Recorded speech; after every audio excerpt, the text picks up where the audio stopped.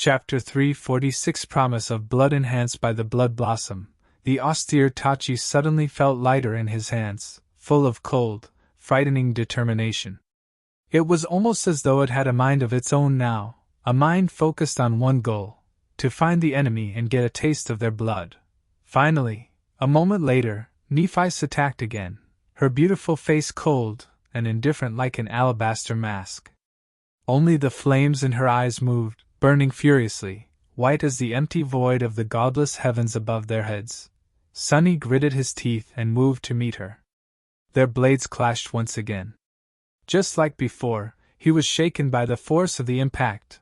Only now, he had managed to intercept her strike a fraction of a second faster. It was as though the midnight shard was ever so slightly pulling his hand, making it move with a bit more speed, aim a little better, withstand the pressure of the strikes with a subtly less strain. In the next few seconds, that change had become more apparent. Before, he had no chance to launch an offense. Changing Star was reveling in her flowing and unpredictable battle style, her every movement oppressive and unpredictable. This unpredictability alone made him wary of committing to an attack. Of course, Sunny was using the same style. But even though he had mastered it to an admirable degree, his technique was by no means equal to that of Changing Star. What was worse, she knew it far better than him, so his moves could potentially be predicted with terrifying ease. The only reason why Sunny was still on his feet was because of the elements of the Saint's grounded style that he had incorporated into his own. Measured and precise, but also capable of explosive counterattacks, it allowed him to both defend against Neff's ruthless assault and restrain her to a certain degree, using the threat of a sudden reversal to keep her from going all out. More importantly, she was less familiar with that style, which allowed him to diminish the predictability of his movements. And now, with the help of the Blood Blossom, Sunny was able to resist Nephis more efficiently, even if it was just by a tiny amount. But the measure of that difference didn't really matter. Because the longer their fight went on and the more she bled, the stronger he would become. It wasn't long before he finally managed to land a hit, the tip of his sword scratching against one of her gauntlets. This is just the begin. However, his thought was instantly interrupted. What? Nephis suddenly changed her behavior. Perhaps she had sensed the shift in the dynamic between the two of them. Or perhaps she was just desperate to end this fight before her powers ran dry and her terrible wounds finally caught up with her. Or maybe there was some other reason, one that Sunny failed to account for. But regardless of it, Neff suddenly abandoned her previous calculated attack pattern and instead descended on him in a rain of deadly steel.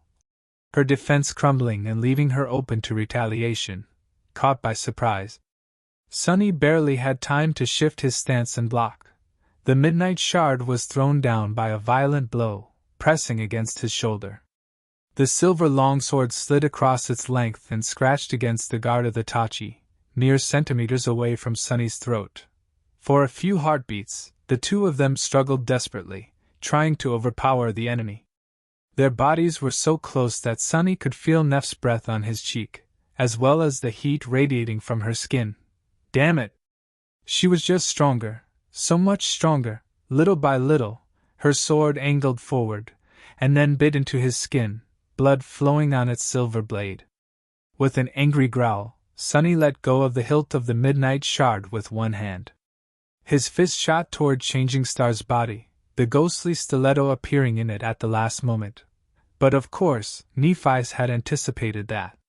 She twisted her torso, allowing the moonlight shard to leave a deep but harmless scratch on her breastplate.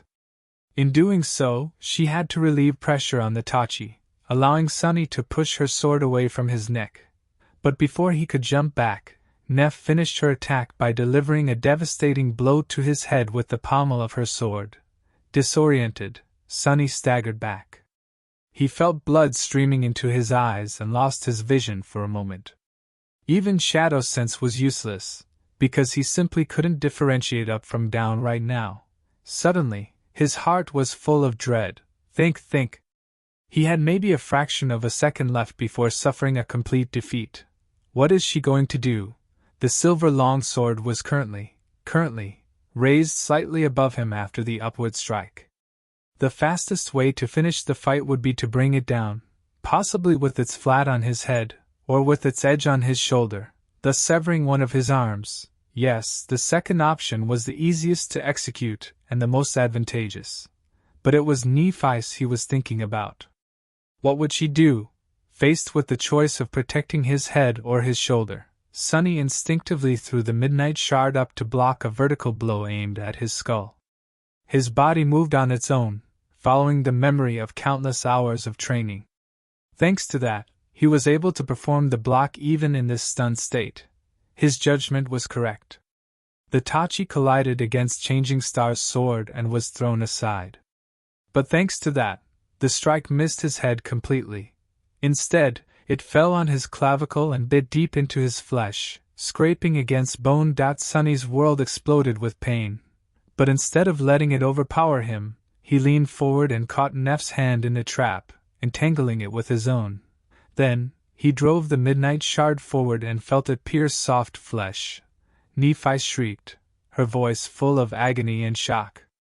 Then, she pushed him away. Sonny fell to the ground. Damn, this hurts. Regaining some semblance of control over his mind, he raised a hand and wiped the blood away from his eyes. Then, he rose to his knees and looked in the direction where Nephi's had been. She was standing a few meters away, leaning on her sword for support. There was a deep gash in her abdomen, just below the lower edge of the fractured breastplate of the Starlight Legion armor, and a grimace of pain on her face. Blood was flowing from the wound he had caused her like a crimson stream. Their eyes met for a moment, and then Sonny lowered his gaze at the austere Tachi that lay on the floor between them. In all the mayhem, he had lost his sword. Both of them froze for a second. Then, ignoring the terrible pain pulsating in his wounded shoulder, Sonny lunged forward and grabbed the hilt of the midnight shard. At the same time, Changing Star rushed forward, raising her sword. However, neither of them got a chance to deliver a strike. Because right at that moment, the Crimson Spire shuddered once again, this time much more terribly than before, and in a deafening thunder of breaking stone, the floor beneath their feet suddenly shattered and collapsed into the darkness, pulling them down with it. Chapter 347 Free Fall. Sonny fell down in a rain of broken stone, the floor beneath his feet suddenly crumbling like shattered glass. The Crimson Spire shuddered and moaned, like a giant creature convulsing in the throes of death. The light of the artificial sun grew dim and weak, causing another tremor to run through the ancient tower, wide cracks appearing on its granite walls. Sonny had banished the darkness that devoured the forgotten shore every night, and Nephi's had killed the vessel of the sun that rose above it every day. Together, they had brought destruction to this cursed land.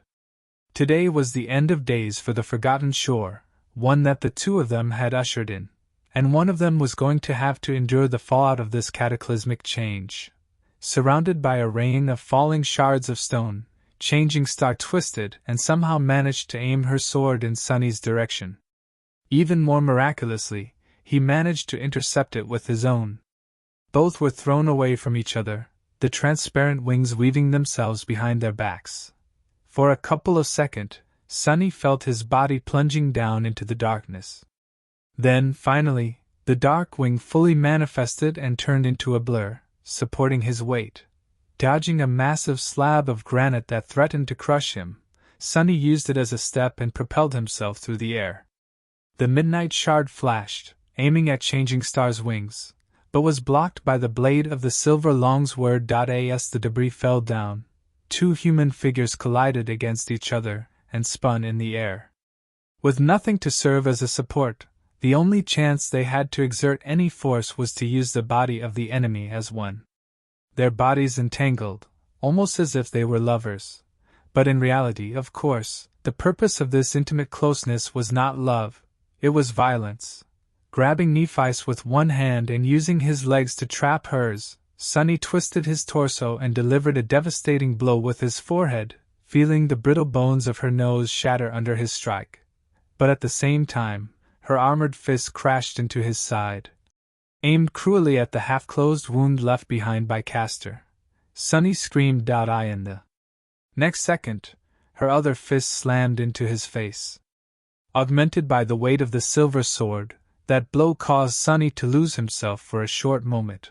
When he came to his senses, the first thing he saw was a massive slab of granite falling on them from above. Feeling blood stream down his face and from the newly opened wound on his side, Sunny bent his knee, and then used Neff's body to push himself away. The two of them flew into opposite directions, narrowly avoiding being crushed by the enormous piece of stone. Gliding with the help of their enchanted cloaks, Sunny and Nephi circled around each other, moving down in a wide spiral. Both were too preoccupied with dodging the falling pieces of stone to launch another attack, even if they wished to. Around them, the Crimson Spire was quaking and convulsing, more and more cracks appearing on its walls, whole layers of stone separating from them and plunging down. It felt as though the ancient structure would not be able to hold on for much longer. Above them, the dying sun was growing weaker with each minute, and down below, the runes surrounding the perfect circle of the gateway were shimmering in the darkness, their lights slowly becoming unstable. Concentrating at the distant balcony, Sunny hesitated for a moment, then threw a glance at Nephi's. Then, he dismissed the dark wing and plunged down. Abandoning the safety of flight, instead, he chose to fall. With air whistling in his ears, Sunny plummeted through the darkness, approaching the vast balcony with terrible speed. Deadly speed. He had to calculate everything perfectly. When the gateway was close enough to discern separate runes shining in a circle around it, he summoned the enchanted cloak again. As the memory began to weave itself into existence, Sunny continued to fall. The stone balcony growing closer and closer. A second later, it was already close enough to see the shapes of the dead coral golems in the darkness. A second more, and a bestial fear took hold of his heart. He was about to die, to splatter on the ground like a crushed bug. Almost at the last moment, the dark wing finally came into existence.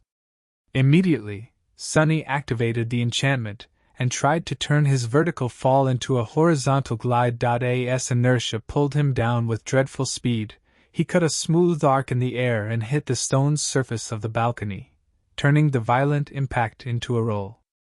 Then, without losing even a moment, he jumped to his feet and ran toward the gateway.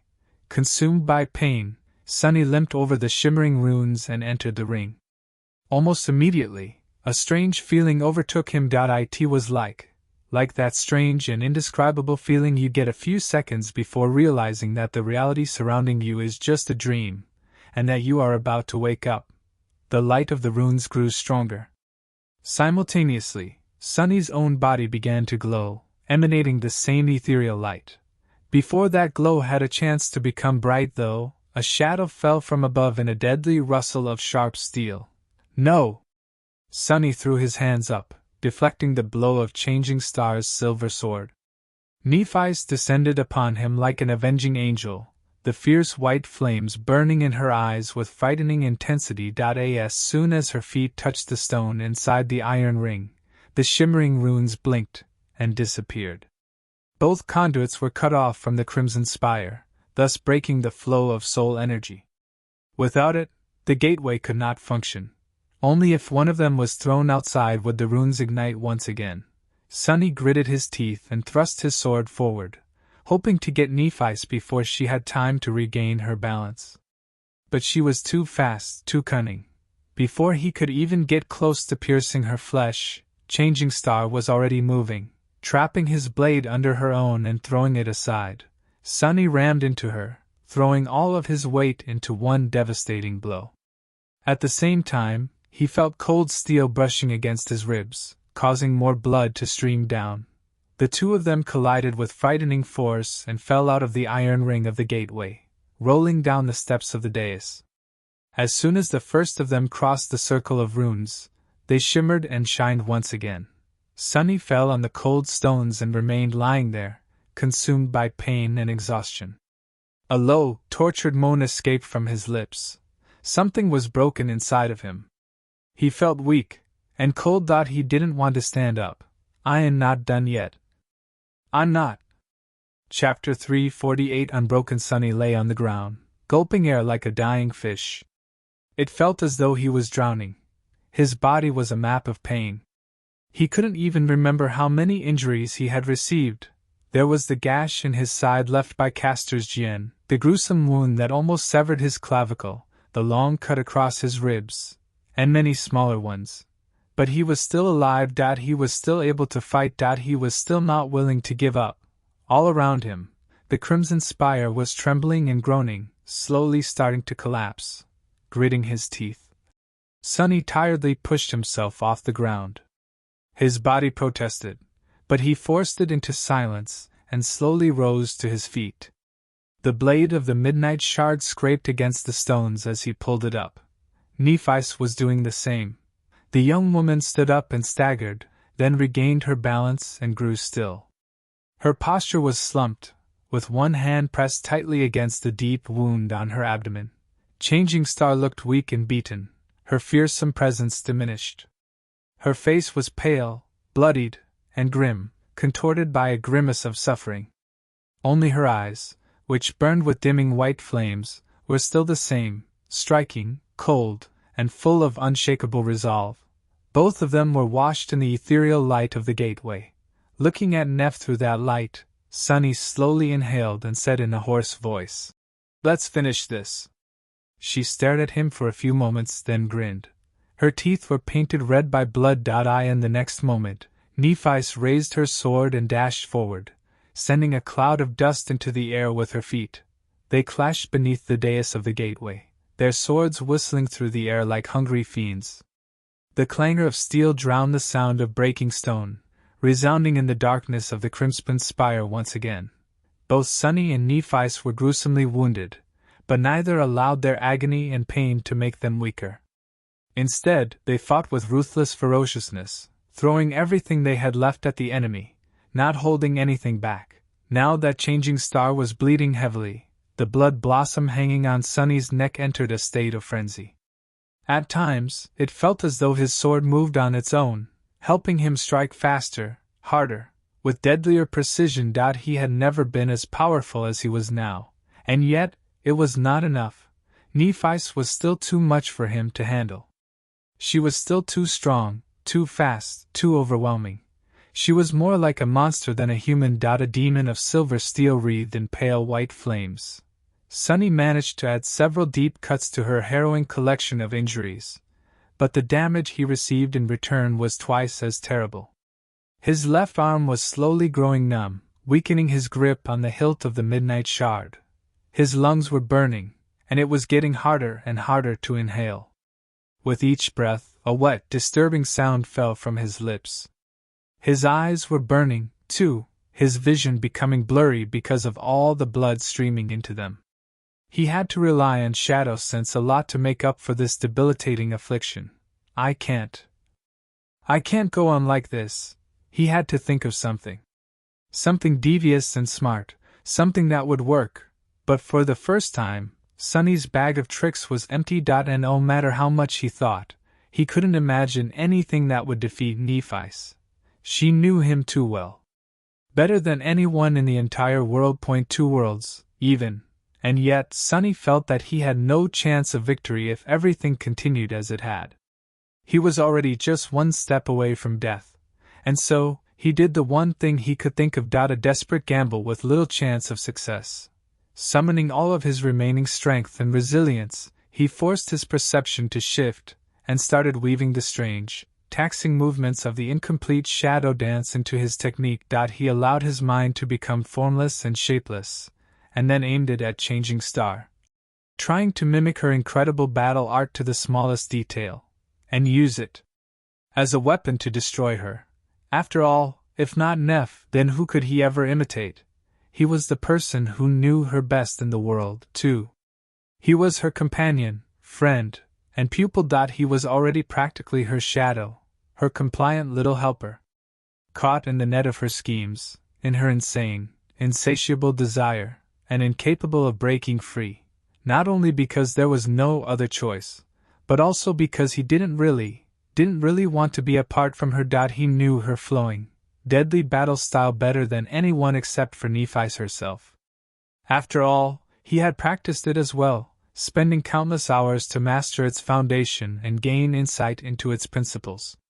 From repeating the same downward/hundred of thousands of times to this terrible battle, he had never stopped learning from her. If he had a chance to make that one final step to mastering the first level of shadow dance, it was in a fight against her. And so Sunny fought, summoning the memory of the beautiful slave girl dancing with her 7 shadows. He strained his already failing body to its limit, past the limit, trying to force it to perfectly reflect Changing Star's deadly grace and fearsome elegance.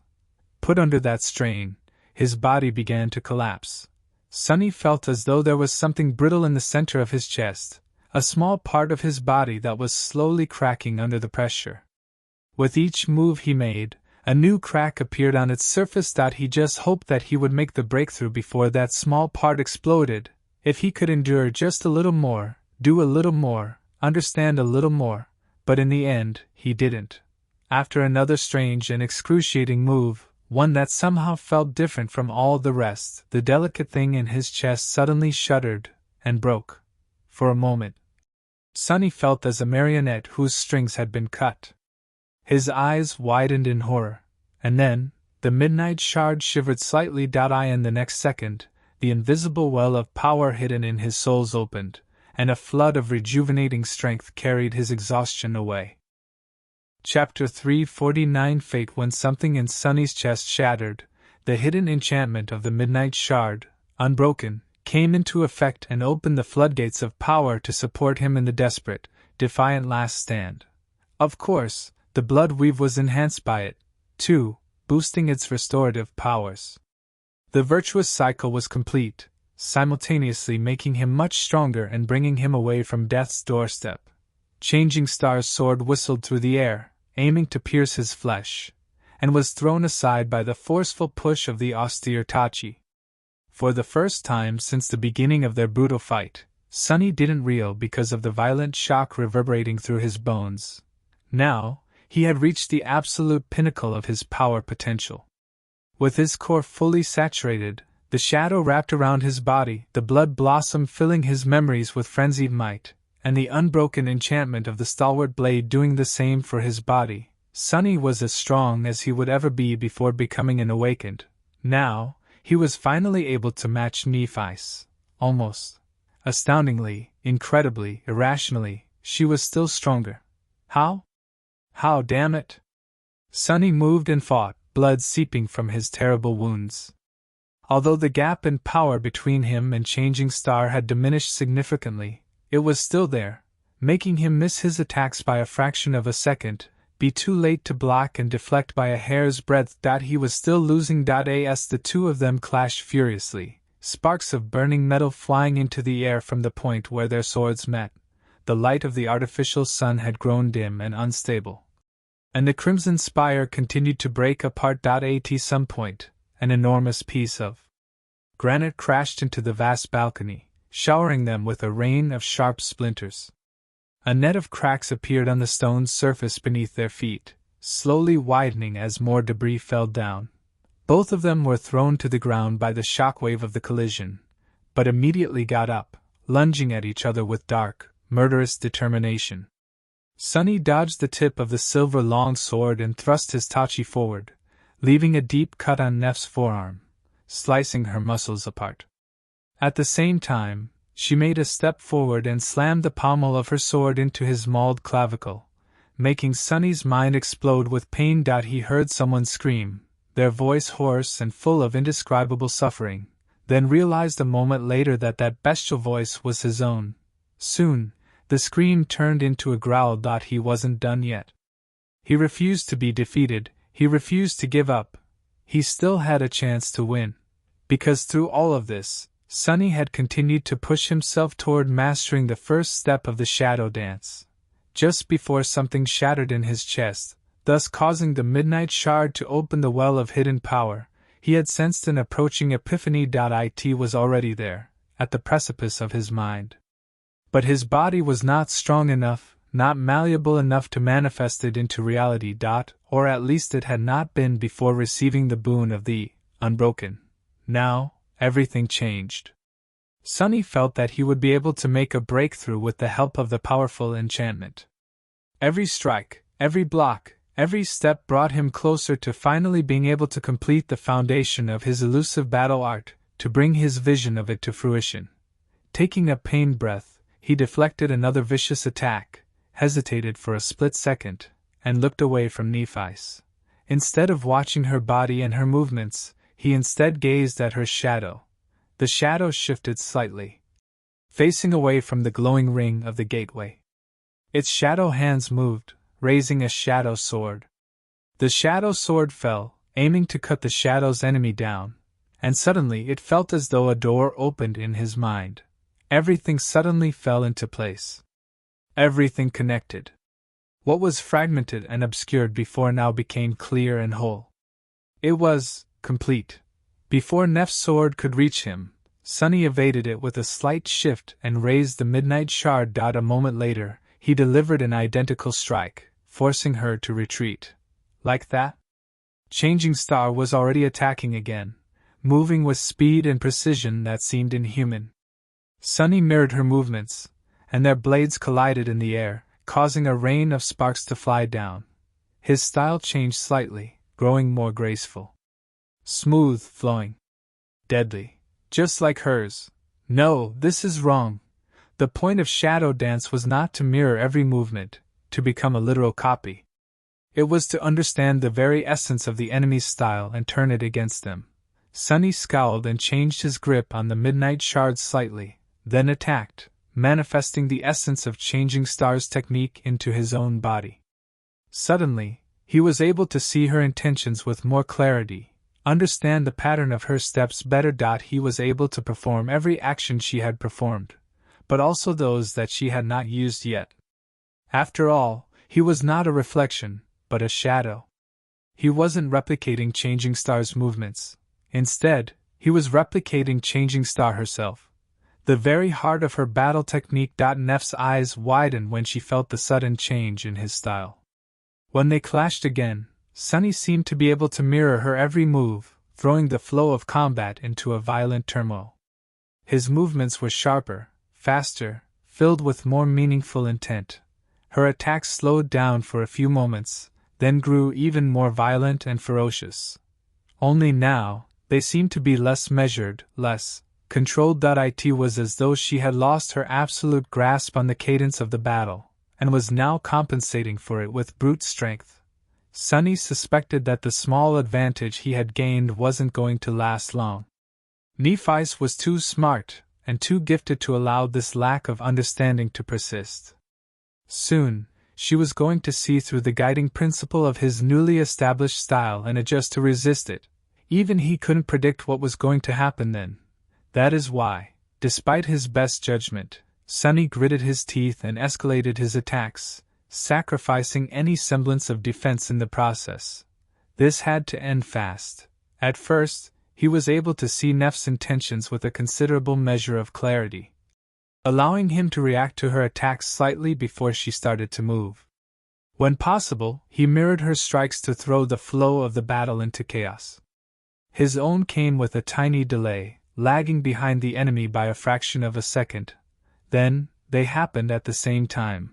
And then, miraculously, his attacks started to come in advance of Changing Stars, even if the difference was barely perceptible. That was all Sunny needed. In the terrible crescendo of their merciless duel, blood fell to the cracking stone of the gateway balcony like crimson rain. He dashed forward, turning his torso sideways to let the silver longsword miss his chest and rip through his bicep instead. As a blinding wave of pain flooded his mind, Sunny caught Nef's arm with his own, and then, twisting it, brought his fist on her elbow, shattering it. Pieces of bloodied bone tore through her skin. Nephi shrieked terribly and made an awkward move, trying to smash him in the head with the flat of her sword. But because it was now only held in one hand, the force and speed of that strike were not as formidable as that of her previous attacks. Diving under the blade of the silver longsword, Sunny fell to one knee, and pushed the midnight shard forward in a horizontal cut, its blade tearing through Nef's abdomen and exiting in a flood of blood from her back. Pulled by the inertia of her attack, Nephi's made a step forward and came to a sudden stop. As the sword slid from her grip and clattered to the cold stones, she swayed a little, and then fell heavily to the ground. The radiance of her skin was slowly fading away. With his back to her, Sonny stared into the darkness. After a few moments, he closed his eyes and sighed. Over. A second or two later, he stood up, turned around, and walked toward the broken figure of the young woman, who was still trying to reach for her sword, blood spilling from her mouth. As Sonny's shadow fell on Nephi's, she gritted her teeth and spat. It's not over yet. I still can. I can! Ruthlessly throwing the silver longword away with the tip of his boot, Sonny looked at her from above and said in a tired, listless voice, You can't. It's over, Neph. Then, he looked away, at the shining dais of the gateway. His face was hidden in the shadows. You're done. He won. Looking at the shining gateway, Sonny tasted that word. Why was it so bitter? Why was it so painful? Why wasn't it sweet and joyous? With a dark grimace, he glanced at Nephi's, and then turned away. What could he say to her that had any meaning? One of them was going to escape this hell, and the other was going to stay. One was victorious, and the other was defeated. One of them was going to live, and the other was going to die. Any words he could find would be empty, but not empty enough to express the hollow sense in his heart. His feet trembled as he made the first step toward the gateway. To hell with this. Why did his heart have to feel so heavy? Why wasn't he celebrating? He deserved to be saved. He struggled and suffered to get to come this far, enduring countless horrors that would have broken and destroyed anyone else. He bled and fought, clawing his way to this point, never allowing himself to rest or stop growing. He was the strongest. He was the last one left standing, not the countless nightmare creatures of the forgotten shore. Not Haruz, that damned hunchback. Not Gunlog, the mighty Bright Lord. Not Castor, the strongest even among other legacies. Not even Changing Star, the last daughter of the legendary immortal Flace clan. No, it was him. A homeless kid from the outskirt with no place to call his own, someone whom no one had ever expected to survive, let alone thrive in the ruthless embrace of the nightmare spell. Whom everyone considered to be below them, an inconsequential nobody with no chance of ever becoming anything else. Well, he showed them all, had he not? Gritting his teeth in anger, Sonny made another step. To hell with you. Behind him, Nephi's had finally abandoned her hopeless attempts to reach her sword. As Sonny walked away, she slowly crawled a few steps, then arduously pushed herself and sat up, leaning on a piece of rubble.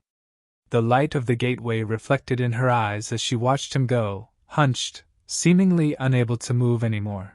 Stepping over a wide crack in the stone that was slowly approaching the shimmering circle of runes, Sonny came to the iron ring. Now, only one step separated him from freedom. But instead of making it, he suddenly froze, looking into the distance with a grim expression on his face. A second passed by, then another. The crimson spire shuddered once again, sending more stone falling down. As the light of the artificial sun grew so dim that it was almost impossible to see, Sonny swayed a little, then turned around and walked back to Nephi's. Stopping above her, he lingered for a moment, then kneeled, so that their faces were on the same level. Looking Neph right in the eyes, Sonny raised his hands and clapped several times. Finally, he said in a terrible, furious voice, "Congratulations! You almost fooled me!" Chapter 350. End of the nightmare. Nephi stared at him tiredly, straining to understand his words.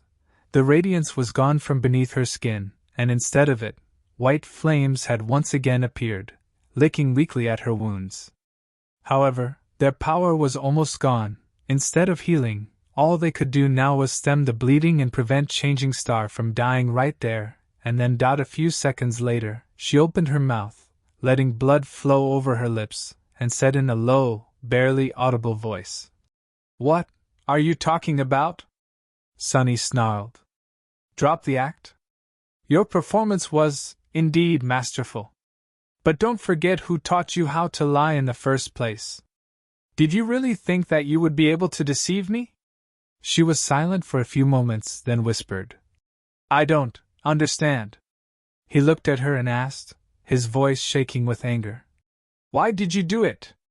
Why? Nephi blinked and drew in a shaky breath, but didn't say anything, looking at him with pain and confusion.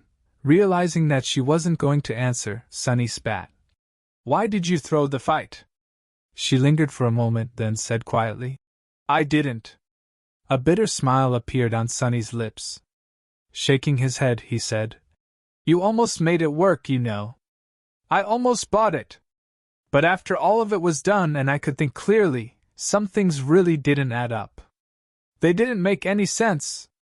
No matter how I looked at it, something felt wrong. The spire swayed, drowning their voices in the sound of breaking stone.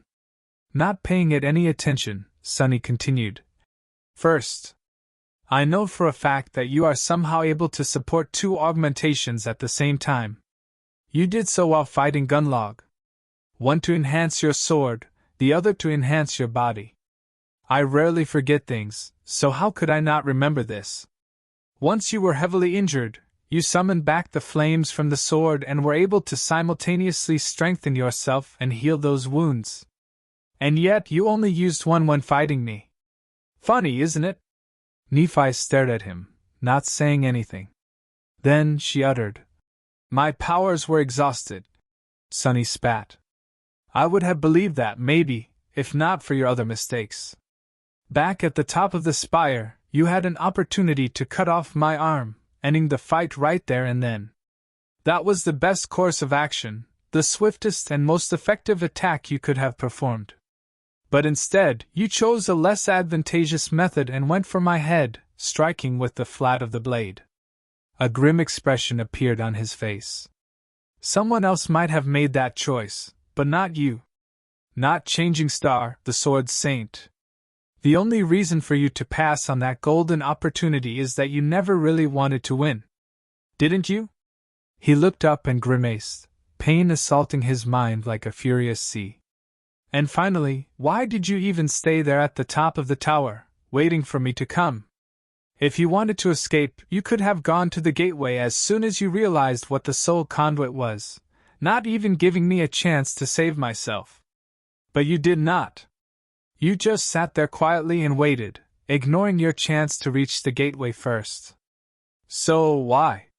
He looked at her and shouted, the pain finally finding its way into his voice. Why the hell did you pretend to go all out on me while planning to lose from the start? Nephi stared at him for a while, her face pale and inexorable. Then, she sighed and looked away. After a moment, she said quietly, Maybe it is because I am far away from home, too. Sunny stared at her for a couple of moments, then snarled. What? What the hell is that supposed to mean? Changing Star turned her head and looked at him calmly, then smiled. All right, Sunny. You caught me. Now go. This tower won't last much longer. As she said that, the white flames flowing from her wounds suddenly flashed, growing stronger and brighter. Her injuries started to heal once again, not as fast as in the past, but still with considerable speed. Her eyes shined with fearsome radiance. He gritted his teeth. Like hell I will. Not before you give me an answer. Nephi shrugged tiredly, then looked him in the eyes. What it is that you want to know? Sunny clenched his fists. Why even fight me if you wanted to let me win all along? She sighed. As he stared at her with burning intensity, Neff said, Isn't it obvious? Because if I didn't, you wouldn't go. Turning away, she lingered for a moment, and then continued, People are usually either cruel or kind. But not you. You can be both, depending on the situation. Either ruthless or compassionate. Either cruel or kind. So that's what I did. I created a situation that would allow you to be ruthless and cruel. To leave me behind without showing any mercy. Sunny stared at her, his fists trembling. But why? Why would you doom yourself to save me? What happened to your goddamned goal? Didn't you tell me that you will sacrifice anything, anyone to achieve it? Nephi looked at him and smiled bitterly. Why? Are you the only one who is allowed to grow and change? Can I change too, Sonny?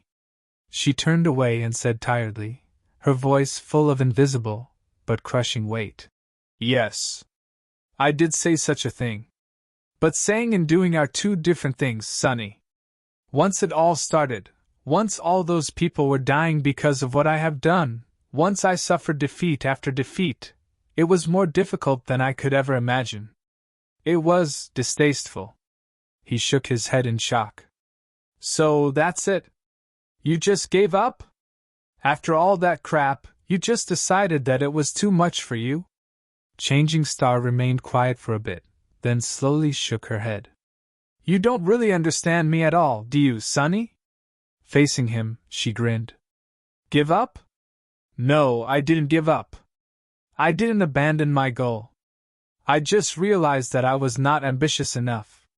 As white flames grew brighter in her eyes, Nephi said, I am going to destroy the spell, and all those who stand in my way. I will accomplish everything that I want. But I will also do it in the way that I want. I will do it in a way that suits my desire, without compromising anything. Without sacrificing my sense of right and wrong. Illuminated by white radiance, her pale, bloodied face seemed like a face of a demon. Manipulating all those people, causing their deaths? I would do it again. I would kill more if I needed to. Because it was fair and right. I gave them the chance to save themselves, or die fighting against the spell. There is no better way. For a moment, her eyes were aflame with passion. However, then, her expression suddenly changed. Looking down, Nephi added in a quiet voice, But abandoning you here would be vile and wrong. It would leave a bad taste in my mouth. Just like leaving a helpless blind girl to die alone would. I won't do it. If I do, I would be no better than those who I want to destroy. What's the point of reaching my goal if, in the process, I become the same as those whom I hate? She pierced him with a burning gaze and said, No, Sonny. My goal hasn't changed. It's just that reaching by using a wrong path is worse than not reaching it at all. But why do you care anyway? Don't you think that it is insane? Don't you think that I am despicable and vile? So go! Why are you hesitating?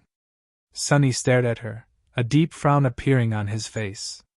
Finally, he asked, I'm hesitating because of you, fool. What about you? Nephi smiled. What about me? Do you think I will die here in this tower? No. I will. I will be fine. I will escape it and survive somehow. I'll find another way out. No matter how long it's going to take me, I will. Nothing will stop me. You know it won't. He stared at her for a while, then glanced at the shimmering gateway. The crack traveling through the stone balcony was already almost upon the circle of runes, threatening to destroy them. Salvation was so close that he could almost taste it. Turning away from the dais, Sonny shook his head. That is a horrible plan. You want to travel around the dream realm battling nightmare creatures? Fine. Let's do it together. We can try to go through the Hollow Mountains and reach the human citadels on the other side. And that's just the south. We can also try north, east, and west, searching for an unclaimed gateway. Two of us will have a better chance to survive. The two of us together, it's better than being alone. Right? She hesitated for a long time, then closed her eyes and slowly shook her head. When she spoke, her voice was wistful and tired. No. I can't. I can't let you stay, Sonny. Go. Go and meet your sister. There's something waiting for you in the real world, at least. All that's waiting for me is emptiness, bloodshed, and graves. If I return, the same thing that happened in the Bright Castle will repeat itself, over and over again, until there's nothing else. So go while you can. The runes of the gateway shimmered, as if on the verge of disappearing. He gritted his teeth. No. Nephi opened her eyes and looked at him, a sense of sorrow appearing on her face. Leave me, Sunny. Please. Go. He shook his head stubbornly. I don't want to. Changing Star was silent for a moment, looking at him with a pained expression. And then she said, making his world crumble. Go. Lost from light. His eyes widened. Deep within his soul, something moved and rose from slumber, triumphant. Unbreakable, eternal, irresistible. Complete, perfect, and sweet. Before Sunny knew what he was doing, his hand shot forward, the ghostly blade of the moonlight shard appearing in it. Stop! His hand froze, the tip of the stiletto mere centimeters away from Neff's eye. Trembling, he looked at his arm and willed it to move forward. But it didn't. It didn't move at all. It was as though that hand did not belong to him any more. As deep horror drowned his heart, Sunny moved his gaze and looked at Nephi's, his eyes wide with shock. How? A sad smile appeared on her lips. How did I know? Cassie told me. Neff sighed and looked away. She was the first one to understand the meaning of her vision. She knew that the two of us will end up fighting each other, and that I was going to lose. Maybe even die. She just didn't know how, when, and why. So Cassie told me your secret, in hopes that it will save my life one day. But I hoped that I would never have to use it. Sunny stared at her, too shocked to say anything. She smiled sadly. So then. I guess this is goodbye. Ta. I hope that you'll take care of yourself, Sunny. Now go. Escape before it is too late. Even though Sunny didn't do anything, his body moved on its own. Standing up, he turned around and walked toward the shining ring of the gateway. Step, step. Another step. Stop. Stop! But his body would not listen.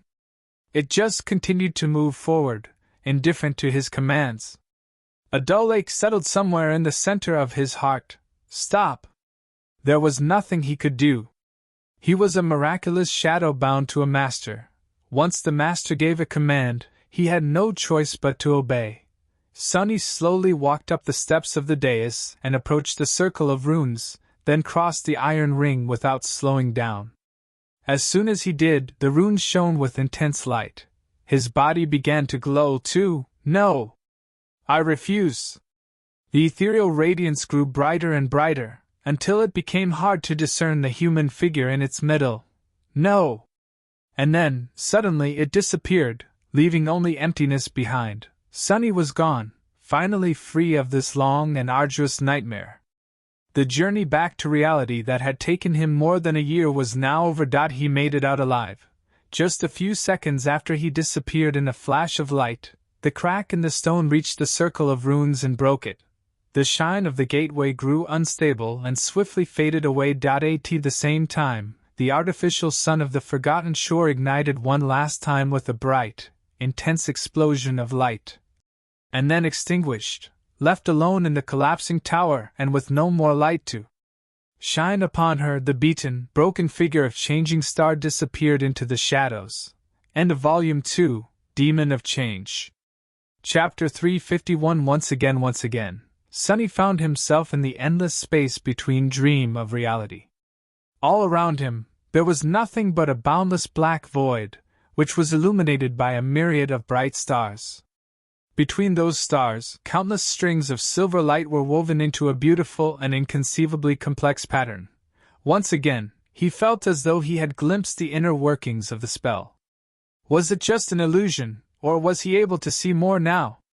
It was almost as if his eyes were now able to discern a hint of meaning behind the unimaginable, titanic brilliance of the ethereal weave. He had the eyes of Weaver now, after all. With a pained moan, Sunny forced himself to look away from the strings of silver light. The magnitude of the secret hidden in this cosmic pattern was so immense that just thinking about it could drive him mad. The Forgotten Shore had taught him an important lesson, and it was that one had to be careful about what they looked upon. Some things were not meant to be seen by humans, not to mention that he had other things to think about. Curse it. Curse it all. Curse all of you. His voice disappeared into the darkness, full of indescribable fury, bitterness, and sorrow.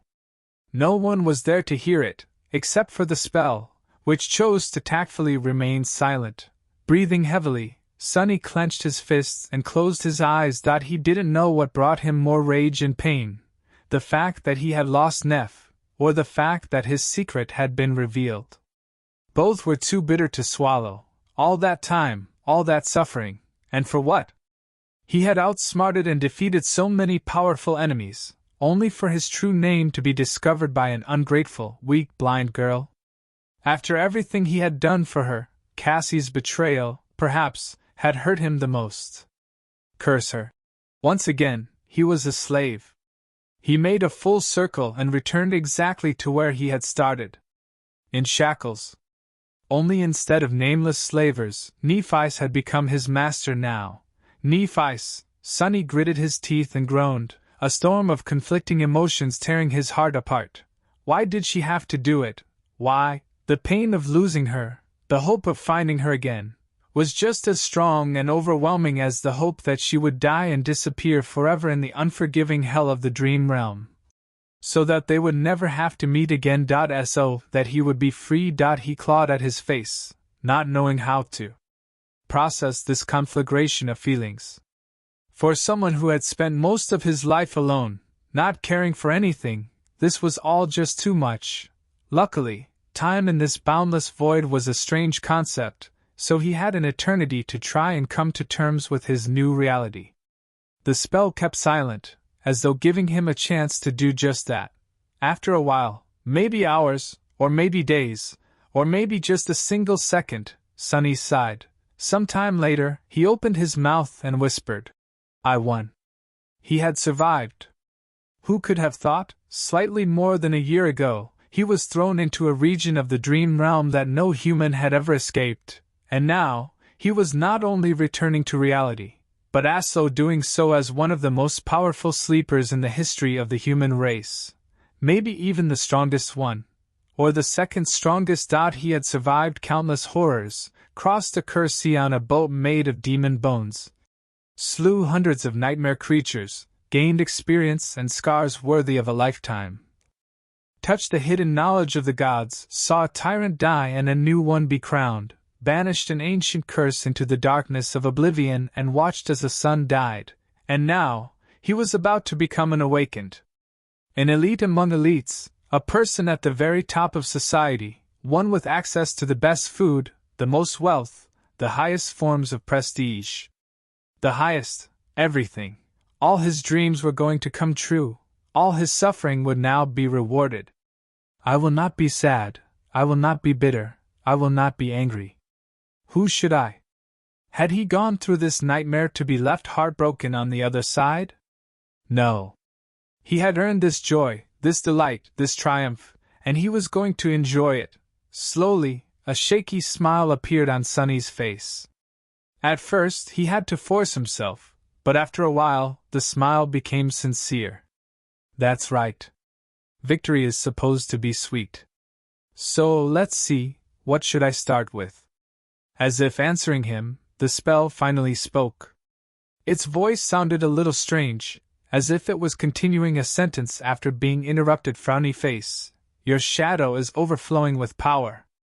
Your shadow is taking shape. Suddenly, Sonny felt his soul begin to radiate a strange heat once again. Crap, your shadow is complete. Something inside of him exploded, drowning his whole being with indescribably suffering. With a startled yelp, Sonny fell down. How come I end up on my ass every time I come to this place? The first time Sonny had appeared in the void, he was so shocked to discover the divine rank of his aspect that his legs buckled.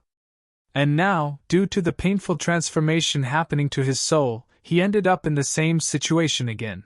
Because he had left the Crimson Spire, the soul conduit attribute was gone. And without its interference, the strange process that had begun due to the saturation of the shadow core was finally able to continue. It was just as painful as Sonny remembered. Gritting his teeth to prevent himself from screaming, Sonny tried to endure that terrible agony. He was no stranger to physical pain, but this was something different. It came from the soul itself, and for that reason was so much worse. Arg, damn it all! However, it was still not nearly as bad as the chilling torture he had gone through after consuming the drop of Weaver's blood, or the nightmare he had endured after meeting the Black Knight for the first time, and it didn't last as long. After a while, the pain lessened, and then finally disappeared, leaving him feeling refreshed and whole again. Sonny carefully stood up and looked down, checking to see if he was still in one piece. He felt stronger. Much, much stronger. Stronger, faster, more resilient. Very much so. He felt so powerful, in fact, that for a moment Sonny even entertained the idea that he had subconsciously commanded his shadow to wrap itself around his body, and was now enjoying the effect of its augmentation. To make sure that this wasn't the case, he habitually glanced down to check on the shadow, and froze. What the hell? The shadow was not wrapped around his body. It was where it was supposed to be, on the unseen surface Sonny was standing on, somehow visible despite the darkness of the black void. But it wasn't alone. Two identical shadows were currently staring back at Sonny. One seemed sulking and morose, and the other appeared to be joyful and friendly. Chapter 352 Monster Core. Sonny stared at the two shadows, dumbfounded. After a while, he said in an uncertain tone, Am I seeing things, or are there two of you? The shadows, of course, did not answer. They had no vocal cords, after all. However, the sulking one looked at him with contempt, and shook its head in derision. The friendly one, meanwhile, looked down shyly and slightly shrugged. What is going on? Frowning, Sonny lingered for some time, and then dove into the soul sea. With the soul conduit attribute gone, it was back to its usual, tenebrous appearance. The surface of the water was tranquil and still, and hundreds of motionless shadows stood silently in the darkness. Above him, shining spheres containing the memories were circling around that. Sonny raised his head, then flinched. Where the black sun of the shadow core had once loomed above the quiet sea, there was now 2.2 identical shadow cores hovered in the dark sky, shining with lightless black radiance. He blinked. There's two of them. A few minutes passed, or at least something that felt like a few minutes. There's two. I have two cores. Why do I have two cores? Humans only ever had one soul core. That was a fact. Only nightmare creatures had more. Sonny looked down at his hands, then made them into fists, feeling newly gained strength course through his muscles. Then, he scowled and looked up again. Your shadow is taking shape, your shadow is complete. So the spell was not speaking about the bad-tempered shadow that had accompanied him for so long. Initially, Sonny had assumed that the shadow, and his core, were going through a transformation due to the acquisition of the 1000th fragment, perhaps evolving, or even awakening. But the spell actually meant to say that his second shadow, and thus a second shadow core, were complete. They had been assembled from the 1000 shadow fragments he had collected, making him a what? Sonny hesitated for a bit, then ordered the shadows to wrap themselves around his body. The sulking one seemingly rolled its eyes before obeying the command. The friendly one seemed extremely delighted to do as he asked. Both flowed up and covered his body. Immediately, Sonny felt his already considerable strength double, and then triple. His mouth hung open. Too powerful. This is too powerful. This was incredible. To experiment further, he commanded one of the shadows to return to the surface of the tranquil water. A moment later, he had a shadow once again, but still enjoyed the familiar augmentation, even if it grew weaker, returning to its previous strength. He then summoned the Midnight Shard and ordered the second shadow to wrap itself around its blade. Now, both his body and his sword were augmented. Then, he sent the sulking shadow to join the friendly one. His body was not enhanced anymore, but the austere Tachi felt much sharper, more lethal, more deadly. Finally, he commanded one shadow to leave the Midnight Shard and cover the puppeteer's shroud. 2 memories were augmented at the same time. Holy hell! This was just too good. Sunny stood silently for a while, staring into the distance. So this was it. This was the most unique, most powerful side of his aspect. A divine aspect, after all, was not necessarily more powerful than a lesser one. But it had much more potential. With the second core and a second shadow, the gap between Sunny and the other awakened was going to increase. And if he was right about it, if he was right, this was only the beginning. Because if there was a second core, there would most likely be the third one, and then the fourth. Suddenly it all made sense. Why Nephi's never seemed to be able to saturate her soul core, no matter how many shards she absorbed, no matter how many nightmare creatures and humans she slew. Why she had been incapacitated after killing Gunlog.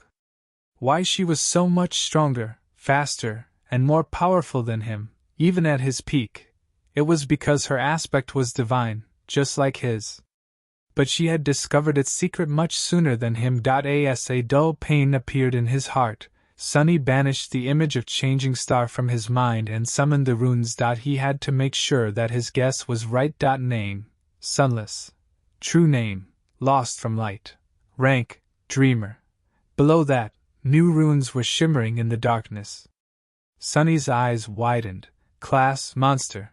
Shadow cores, 2 out of 7. He stared at the glowing runes, his face calm, his heart engulfed by a dark fire. Monster. 2 out of 7. He was right, after all. His progression path was indeed different from all of humanity. It was harder, larger, but also so much more promising. The promise of it was as vast as it was frightening. He was reluctant to even try to imagine the pinnacle of what he would potentially be able to achieve. The possibilities were simply limitless. What would a human with 7 cores and the might of a titan be capable of? What obstacles would they be unable to conquer? Who would dare to stand in their way? Who would dare to call them their slave? Of course, the road to creating 5 more cores would be long and arduous. It would take him years, if not decades. If he even manages to live that long. In fact, the magnitude and scale of such an ambition were nothing short of insane. After all, the stronger he grows, the stronger enemies he would have to face to collect their shadow fragments. It seemed all but impossible, almost. Was he really going to try? After some time, Sunny lowered his gaze and continued to read the runes. His face looked like that of a madman. There was simultaneously a deep frown and a wide smile somehow coexisting on it, making for a strange sight. But then, the wide smile disappeared, leaving only the frown behind. There was something even more important waiting for him in the glow of ethereal runes. Something even more frightening. Reaching the lowest part of the field of runes, he read, Aspect, Shadow Slave. Aspect rank, Divine. Aspect description, you are a miraculous shadow left behind by a dead god. As a divine shadow, you possess plenty of strange and wondrous powers. However, your existence is empty and lonesome. You mourn the passing of your former master and long to find a new one. Right beneath it was the description of the part of the aspect that had cursed his life, turning it into a nightmare. Innate ability, Shadow Bond. Ability description, find a worthy master and let them know your true name. Once they recite it out loud, you will be bound to their will, unable to disobey any command. It is improper for a shadow, let alone a divine one, to walk around without a master. However, the runes describing Shadow Bond were gray and lifeless, as though the ability was now inactive. Makes sense. He had a master now, after all. He wasn't free to walk around without one anymore. And speaking of it, right below, new runes were now shining in the darkness. Master, Changing Star. Sunny stared at those 3 words for a long time. Who knew that just 3 words could bear such a crushing weight, such a vast and complicated meaning? Finally, he shook his head slightly and concentrated, making the runes shine brighter, new ones appearing out of nowhere as he watched. Name, Nephi's. True name, Changing Star. Rank, Dreamer. Class, Demon. Chapter 353. Lightbringer. The runes shimmered in the tranquil darkness of the silent SEA. Name, Nephi's. True name, Changing Star. Just as Sunny had suspected, that true name hid many meanings. It didn't describe a star that was always changing, but instead a star that caused change. However, there were a lot of words for change in the runic language, each hiding a unique meaning. The one used here meant a cataclysmic change that brought ruin and disaster, sometimes bad and sometimes good, but always cruel and calamitous, wreathed in misfortune. So, in a sense, Nephi's was neither a star of change nor a star of ruin, but both. The two went hand in hand, inseparable, destined to bring both salvation and damnation to those touched by her light, just like what had happened to the doomed dreamers of the Dark City. The spell was really good at giving names, it seemed. Thinking of his own true name somberly, Sunny read further: rank, dreamer.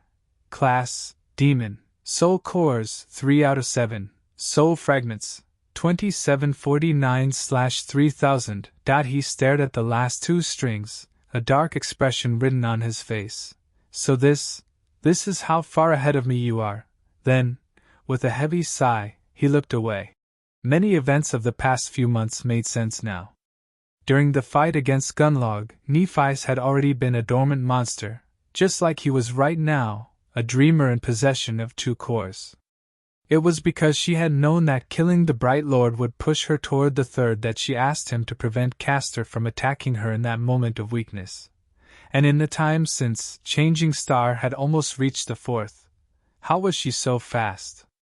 Sunny had made a conscious choice to avoid saturating his core during the civil war in the Bright Castle.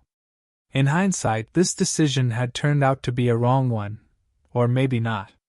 If he had collected all 1,000 shadow fragments back then, he might have been dead already, killed by one of Tessai's guards or a nightmare creature while completely incapacitated by the formation of the second shadow core.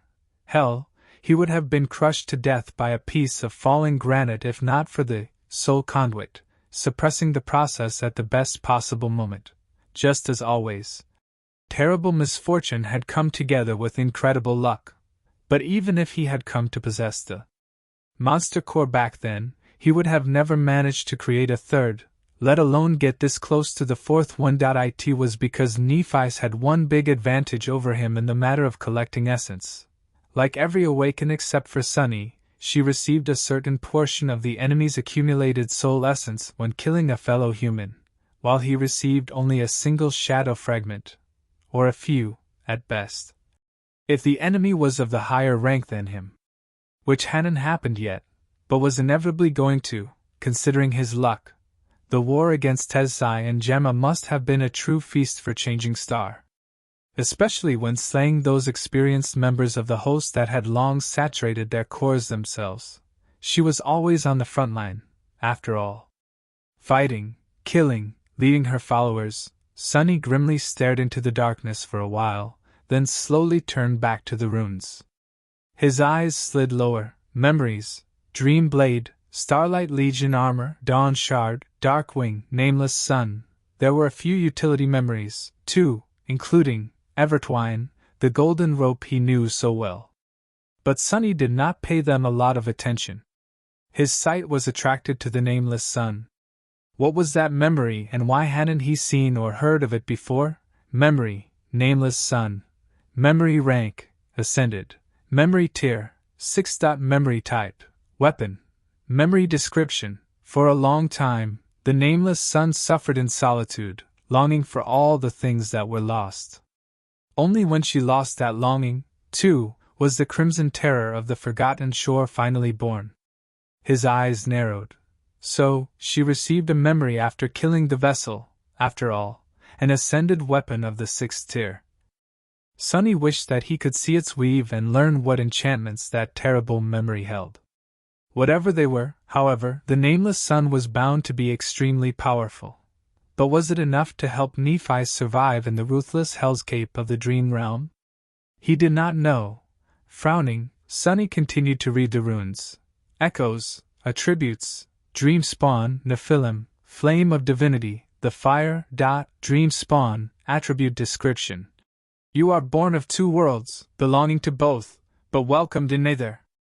Your soul exists on the edge between nightmare and reality. Nephilim, Attribute description. There once were terrible creatures born of an unholy union between the divine and the profane. Nephilim were the most beautiful, and the most harrowing of them all. Flame of divinity. Attribute description. Your soul is aflame with the light of divinity. The fire. Attribute description. You have inherited the lineage of Sun God. He hesitated for a bit, studying Neph's attributes. So that's how it is. Sunny had always wondered what was her innate attribute, the one that was at the center of all the rest, the core of her being, just like his fated trait. He often thought that it was tied to drive, battle prowess, or will, but it was not. Instead, Neph's innate attribute was called dream spawn, and tied to her nature as a child of a hollow mother. In a sense, she was connected to the dream realm, and the nightmare spell, from before she had even been born. Her core trait was duality. If his guess was correct, that duality was further expressed after Nephis had conquered her first nightmare and received her aspect, as well as a new attribute, Nephilim. Once again, it described a half-blood creature, half divine, half profane, half deific, half unknown. Suddenly, he remembered how Changing Star had stopped and stared at the depiction of a radiant being engraved into the walls of the ancient mine below the Hollow Mountains. Was that creature one of the Nephilim? Or a fallen angel, from whom Nephilim were supposed to be born? After all, the similarity between that creature and her own powers was hard to deny. And then there was the last attribute, the fire. Sunny rubbed his face. A lineage attribute, somewhat similar to his own bloodweave. Finally, the meaning behind that word became clear. Lineage memories akin to the drop of ichor were able to impart awakened with unique attributes that, unlike the usual ones, seemed to be hereditary. They could be passed down through a bloodline, and at least one of the great legacy clans, the almost destroyed Immortal Flame, possessed one. Did all great legacy clans, like Song or Valor, possessed one, too? Was that what allowed them to rise to the very top of humanity, and claim their place as great clans, in the first place? Those bastards have so many secrets. Sunny also couldn't help but notice a slight difference between Bloodweave and the Fire. While the latter was described simply as lineage, the former was described as a forbidden lineage. What exactly made Bloodweave forbidden? Was it because it didn't come from a proper deity like Sun God, but from Mysterious Weaver, who was a demon? Had no one except for gods been allowed to leave behind a lineage? The Bloodweave was also described as a partial lineage, while the Fire was not.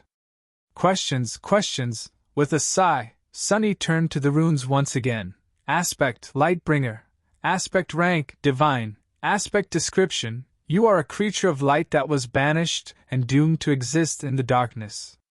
You bring radiance and warmth to wherever you go, but with it comes indescribable longing. Aspect, ability, soul flame.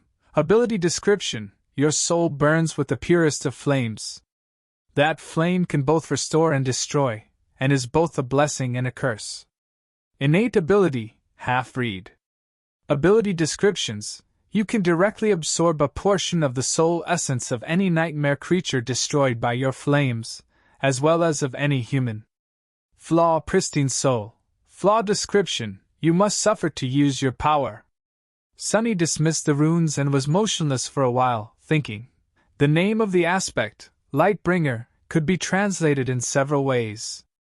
The first rune could mean both light and fire, and the second meant either to bring or to bear, depending on context. So it could have been Firebearer as well, not that it made any difference. The rest he had already known or suspected, so it didn't surprise him much.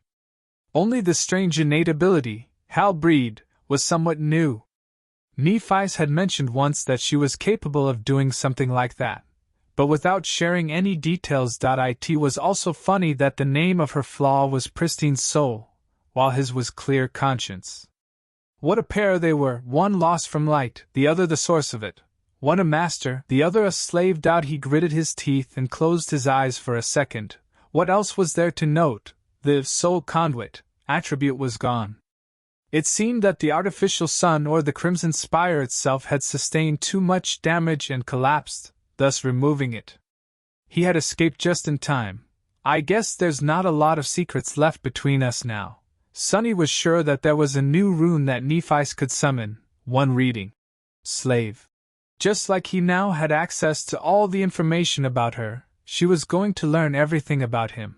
The unique nature of his cores, the shadow fragments, the true identity of the Marble Saint, the Weaver's mask, she was going to know it all. That could potentially complicate. Before he could finish that thought, however, the spell spoke again. Its voice filling the black void with melodious whispers. Frowny face, the second seal is broken. Awakening dormant powers. Oh crap! I almost forgot! Sunny stared into the void with wide eyes. He was about to awaken. Chapter 354 Awakening. Just like after the first nightmare, Sunny suddenly sensed something waking up within him. Back then, it felt as though this new power came from inside his soul as opposed to some external source. This time the feeling was very similar, only more intense, more defined. It was coming from his shadow cores. They were radiating an ethereal, but almost palpable heat. The energy was circulating through his entire body, changing it, making it stronger. It was somewhat similar to the strange feeling he got every time he received a shadow fragment, but so much more powerful. 1,000 times more powerful. And deeper, too. With a barely audible gasp, Sunny slowly sat down and crossed his legs, then closed his eyes, concentrating on the transformation. Every fiber of his being was soon full of the mysterious energy. The familiar euphoric feeling overwhelmed him, washing over his mind like a warm wave. However, Sunny wanted to feel more, understand more. He wanted to remember this moment in every detail. It was his triumph, after all. Beneath the physical changes that his body was undergoing to become better, stronger, more perfect, was another, subtle, but equally incredible change. It was happening to his soul. Sunny had no words to describe it, but knew that he had never experienced anything as wonderful. The transformation of his soul was not at all painful, like the creation of the second shadow core had been, and not nearly as torturous as the agony that consuming a drop of divine blood had caused him. It felt natural, right, and profound. As though he was coming one step closer to becoming complete, to what he had always been meant to be. A better being. Soon, the pulsating waves of heat retreated, replaced by a wave of soothing coldness. The dull ache in his heart that had remained there, unnoticed, ever since leaving the forgotten shore lessened a little. His mind became calm and tranquil. Sunny felt like a sword that had been tempered and fortified in a fiery crucible, a being made of cold, pure, resilient steel. He exhaled slowly and opened his eyes. His body felt stronger, faster, and more enduring, similar to how he felt when wrapped in the shadow. The change was sufficiently pronounced, and he knew that it would only grow greater if he used one or both of the shadows to actually augment him. But it wasn't the main difference. Sunny knew that the actual quality that separated Awakened from the Dreamers was not physical might, but a new innate ability.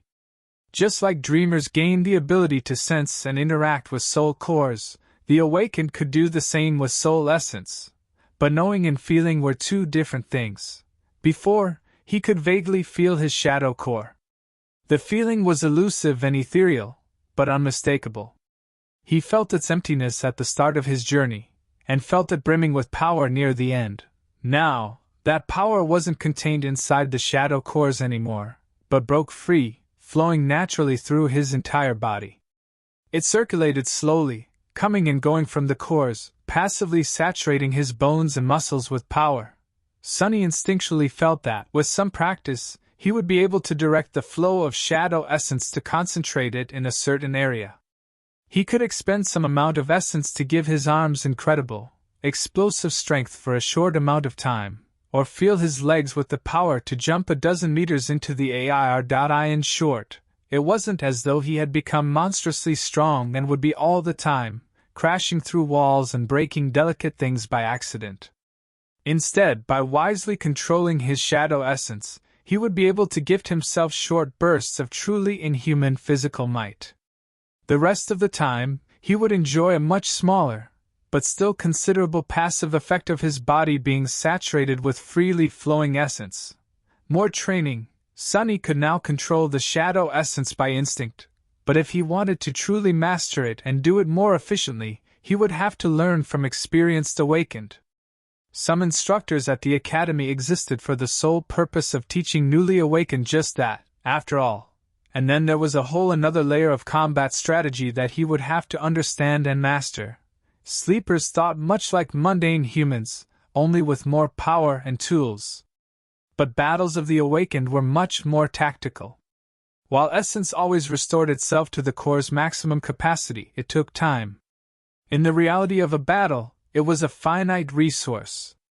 Because of it, one had to be smart and careful about how and when to use it. He would also have to absorb as many shadow fragments as possible to increase the capacity of his cores.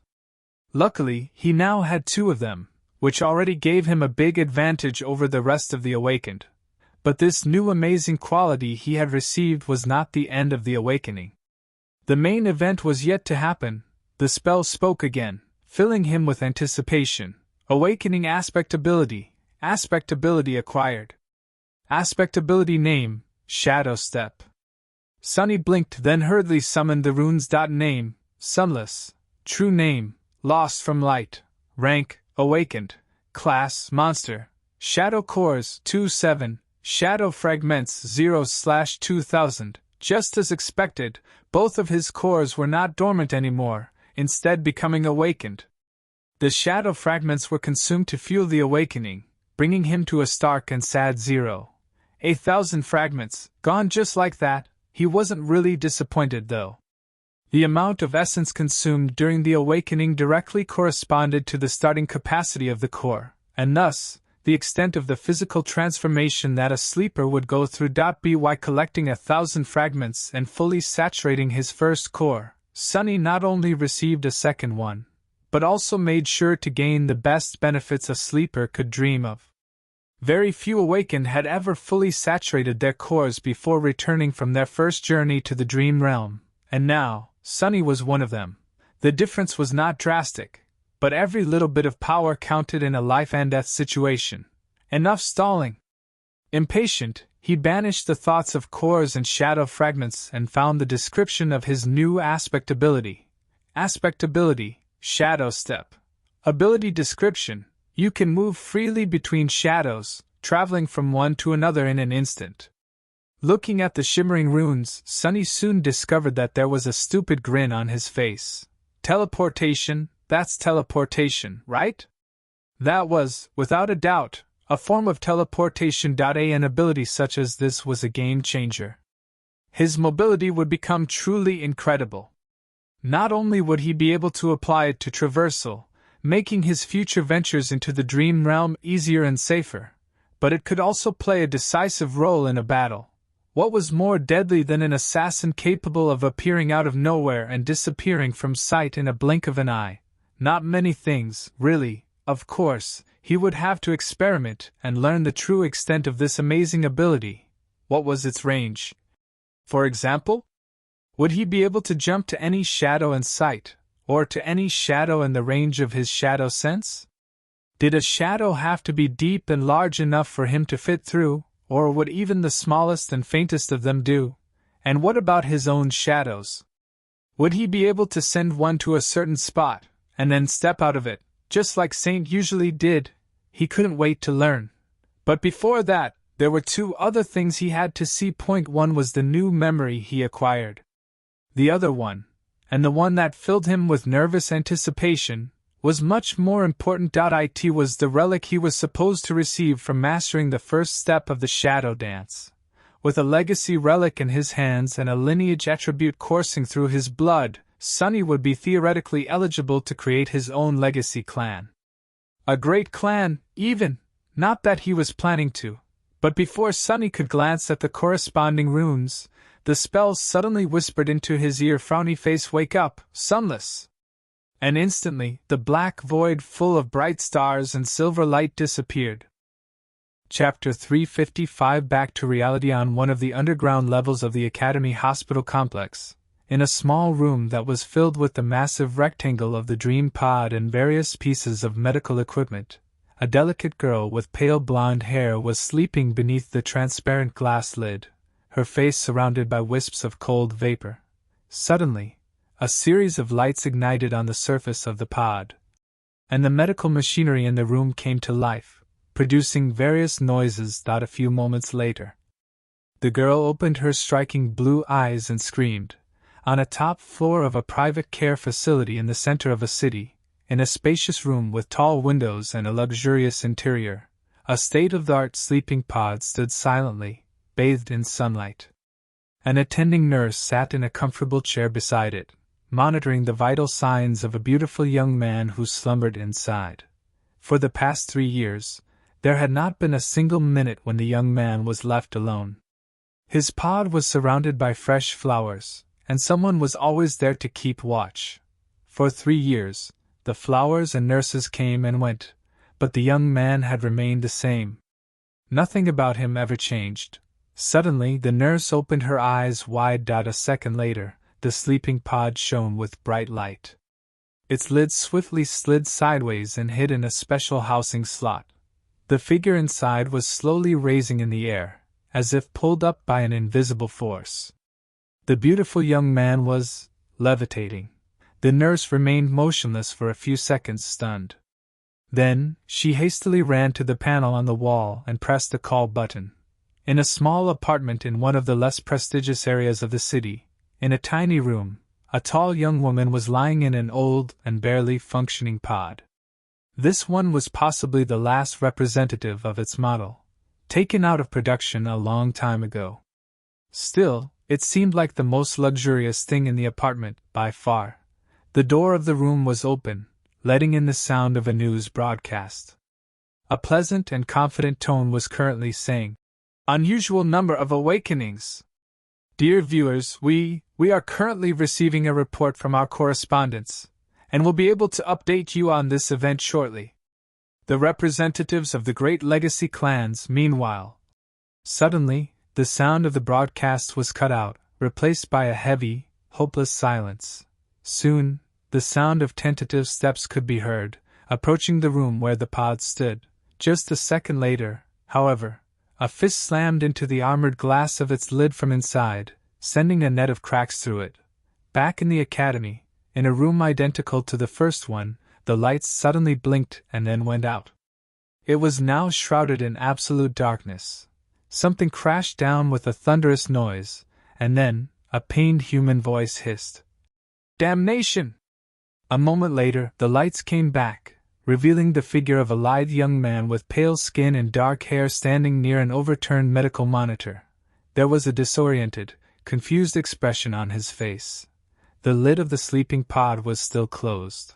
However, it was empty, and a few hundred meters away, hidden even deeper underground, there was another room. This one was slightly bigger, and much better guarded than all the others. In it stood a simple sleeping pod. Beneath its transparent lid, a young woman with ivory skin and long silver hair slept, undisturbed by anything. Despite the growing commotion outside, inside the tranquil room, it was quiet and peaceful. Nothing changed. The pod did not shine with bright lights, the medical equipment remained silent.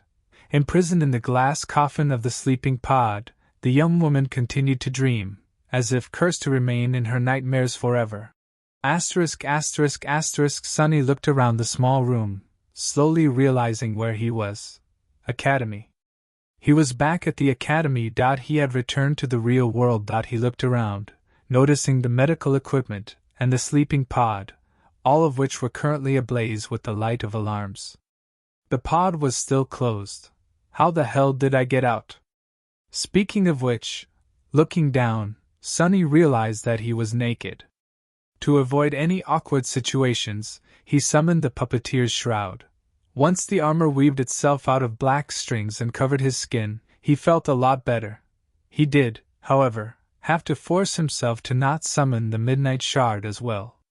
His instincts screamed, demanding him to arm himself in an unfamiliar environment. But this was the real world. He had to adjust his behavior. The decision to clothe himself turned out to be the correct one. Just a few moments after he had made it, the door of the room opened, and a woman in a white coat rushed inside. Noticing Sunny, she froze. Her eyes widened in horror, and she raised a hand to cover her mouth, as if suppressing a scream. "What's wrong with her?" Sunny frowned, blinked a couple of times, then looked at his reflection in one of the medical machines. Oh. Since both sleepers and awakened traveled to the dream realm in spirit, his actual body was whole and pristine, without even a single scar. However, the same could not be told about the puppeteer's shroud. The silk armor was torn and dirty, looking like rags. What's more, it was covered in so much blood that it was hard to tell that its fabric was once gray. Looking at the doctor in embarrassment, Sunny forced out a smile and said in a raspy voice of someone who had not spoken in more that year. Hi. Can I maybe get some clean clothes?" The woman stared at him for a few moments, then said in a trembling voice. "Slee. Awakened sunless? Sir, you are awake?" "Sir, did she just call me sir?" Sunny grinned. "I sure hope so. I've been sleeping for a year and 2 weeks, after all." The doctor finally seemed to relax and looked at him with a relieved, joyous expression in her eyes. A few moments later, she smiled slightly and said, her voice full of sincere admiration, "Welcome back to the real world, sir." Chapter 356 Interview with the Shadow. The hospital complex and the administration of the academy were in complete chaos today.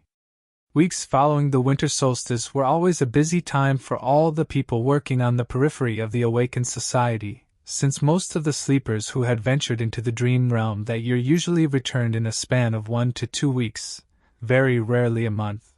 Those who had survived, of course. The sudden awakening of so many sleepers who had been gone for years, counted as irrevocably lost, created a shockwave that spread through entire humanity. And people at the academy were at the epicenter of that storm. It was a joyous chaos. Nevertheless, in a small office at the surface level of the hospital, a young woman dressed in black slacks and a white blouse was sitting behind a desk, hastily compiling a short report. She had dark brown hair, neatly tied into a high ponytail, and thick glasses that were constantly sliding down her nose, forcing her to push them back up. The young woman was one of the administrative workers tasked with the initial debriefing of returning sleepers. As such, she had seen a lot of incredible things, and heard a lot of incredible stories, and sadly, even more heartbreaking ones. But today was like no other day in her career. The sleepers that she was debriefing today were all anomalous, each and every one of them. The things they told her made her blood run cold, and her imagination fail. She even had an urge to dismiss their reports as false, but knew that it was nearly impossible. The lie detection technology built into the walls of the office would make lying very hard to pull off. Incredible. They are incredible, every single one of them. To survive for that long in a region of the dream realm completely cut off from the rest of the human territory. One populated by nightmare creatures much more powerful than any dreamer could ever become. The achievement of these brave young men and women was truly remarkable. It filled her with a sense of compassion, pride, and hope. Humanity received an unexpected, but wonderful gift today. Finishing the report and sending it to her superior, the young woman pressed a button to let the next sleeper know that it was their turn to come in. The door of her office opened, and a pale young man with dark hair entered the office. Because of the nature of her job, she was accustomed to interacting with incredibly attractive people. Almost every awakened was pleasant to look at, after all. The young man in front of her was far from being the most outstanding in terms of appearance among them, and yet, for some reason, she was unable to look away for a couple of moments, a natural smile somehow finding its way onto her face. There was something elusive about the young man that attracted attention, almost demanded it. He was of small height, with a delicate, slender build and perfect white skin. His dark eyes had a humorous, slightly mischievous spark in them. The young man wasn't exactly handsome, but due to his small stature, pale complexion, and dark hair, he looked like a beautiful porcelain doll, and there was a subtle strangeness about him. The young woman couldn't quite put it into words, but it seemed as though his every move, every word was ever so slightly not exactly how they should have been. Not really wrong, but also not completely right. This quality was equally as disturbing as it was magnetic. It was the reason why she couldn't stop paying him a bit more attention than to all the other sleepers she had interviewed today. The young man smiled and sat down opposite her. In response, her own smile widened a little. "Good day. My name is Teddy, and I will be your interviewer today, Awakened, Of course, she already knew his name. His file was opened on the screen in front of her, containing all the information the Academy had on the pleasant young man. But it was important to create a friendly environment to allow the sleepers to relax. After their experiences in the dream realm, most were tense and on edge. Second to last place in the ranking, poor kid, I can't even imagine what horrors he had to survive, the young man answered in a pleasant tone. Sunless. But people usually call me Sunny. So, Awakened Sunny, I guess? No, that sounds weird. Just call me Sunny. Teddy nodded, then typed a few words on her pad. I will ask you a series of questions about your time in the dream realm. The purpose of this briefing is to enrich our base of knowledge about it, as well as let us know how to better assist you in the future. Any little bit of information you can provide might help future dreamers in their own trials, but you don't have to answer if you don't want to, of course. Awakened Sunless. Sunny nodded seriously. I understand. I promise to be honest and tell you only the truth. I am a very honest person, you see. Teddy smiled and asked the first question. How long have you spent in the dream realm? Sunny sighed. A year and a few weeks. Although, it felt much longer. That matched the information in the file. This is so terrible. A whole year out there, she smiled with encouragement. I see. You did very well, Sunny. Very few dreamers had managed to survive for that long, especially in a region such as the Forgotten Shore, right? He shivered slightly before answering. Yeah. That's what we called it. Teddy typed a few more words. From the interviews with the other dreamers, we have confirmed that the region of the dream realm you were sent to is populated with nightmare creatures of the awakened rank and above. Can you confirm that information? The young man grew a little paler and nodded again. Yeah. Awakened, fallen. Corrupted too, although those only appeared at night. Teddy added a couple of lines to her report and asked, Have you participated in the battles against such nightmare creatures? If so, how many have you killed? Sunny was silent for a second, then raised his hand and began counting on his fingers with a thoughtful expression. 3 or 4. She began to type and thought. 4 awakened creatures. That poor kid looked so weak, and yet he managed to defeat 4 abominations much more powerful than him, despite being in second to last place of the ranking. Good job, Sunny. You are truly admirable. But Sunny didn't finish speaking. Hundreds. Teddy froze, staring at the monitor. Excuse me? The young man thoughtfully scratched his chin and said, Yeah, I think that's right. Around 400. After a long and awkward silence, he asked, I'm sorry, Teddy, is everything all right? She nodded slowly, then forced out a smile. Everything is fine, Sunny. I am sorry. We'll have to pause the interview now. He looked at her with sincere surprise and blinked a couple of times. Really? Why? She cleared her throat, then answered in a small voice. I'm afraid that I am not qualified to conduct this interview. My superior will be with you shortly, son. Awakened Sunless. Please wait for a few minutes. Sunny sighed. Oh, well. All right. It's been nice to meet you. With that, he gave her a bright smile. Chapter 357 Risk and Reward. Sunny left the office of the government agents in a strange mood. The conversation went exactly as he had planned.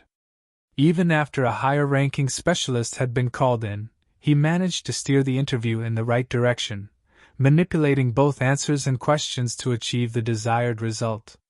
In the end, he wanted everyone to know that he was someone exceptional, but not so exceptional as to overshadow the best of the best. Someone who was in the very highest tier of young awakened, but also at the very bottom of that tier. Even though he had kept his most outrageous accomplishments to himself, it felt weird to give away so many secrets about his skill, power level, and achievements. Sunny had grown so used to pretending to be a pathetic clown that removing that mask to reveal another, less outlandish mask was not easy for him. And yet, it was something he had to do. After he had awakened, there was not a single moment for him to properly think things through. He had to go through a series of medical and psychological tests, followed by a lengthy debriefing. However, he had been able to realize one thing very clearly. His situation had fundamentally changed. Now that his most important secret was revealed and Nephi had become his master, it was as though a crushing burden had been removed from his chest, replaced by another, even more terrible weight. In any case, he could finally allow himself to relax a little, for a while, at least. Not because he trusted her that much, but because she was currently imprisoned in the dream realm, unable to enforce her control over him even if she wished to. In a sense, as far as his worst nightmare becoming reality went, this was the absolute best version of how things could happen. He had a lot of time to think about countermeasures and prepare for whatever the future held, after all. Walking through the corridors of the hospital complex, Sunny was engrossed in thought. One thing he was sure about was that a divine shadow like him could only have one master. So, he didn't have to worry about someone else finding out his true name and enslaving him, not anymore. The guillotine blade that had hung above his neck all that time was now gone. However, he still kept the existence of his true name a secret, for one simple reason: he didn't know what was going to happen if Nephi died. Would he be free forever? Or die with her? He felt that neither of these theories was correct. Firstly, because the description of the aspect described him as a divine shadow that had lost its master, which probably meant that he could lose another one and remain alive. Secondly, because the runes of the shadow bond had become gray and lifeless, but did not disappear, which meant that they might shine with ethereal light once again in the future. So, the most probable explanation was that he would be safe as long as Nephi remained alive, and if she was killed, anyone would be able to use the true name against him once again. A deep scowl appeared on his face. How long could anyone survive in the decimated remains of the forgotten shore? The dark sea was gone, but so was the sun. Most of the nightmare creatures were dead, but the strongest ones survived. It seemed that Changing Star had escaped the collapsing Crimson Spire, at least. What was she going to do now?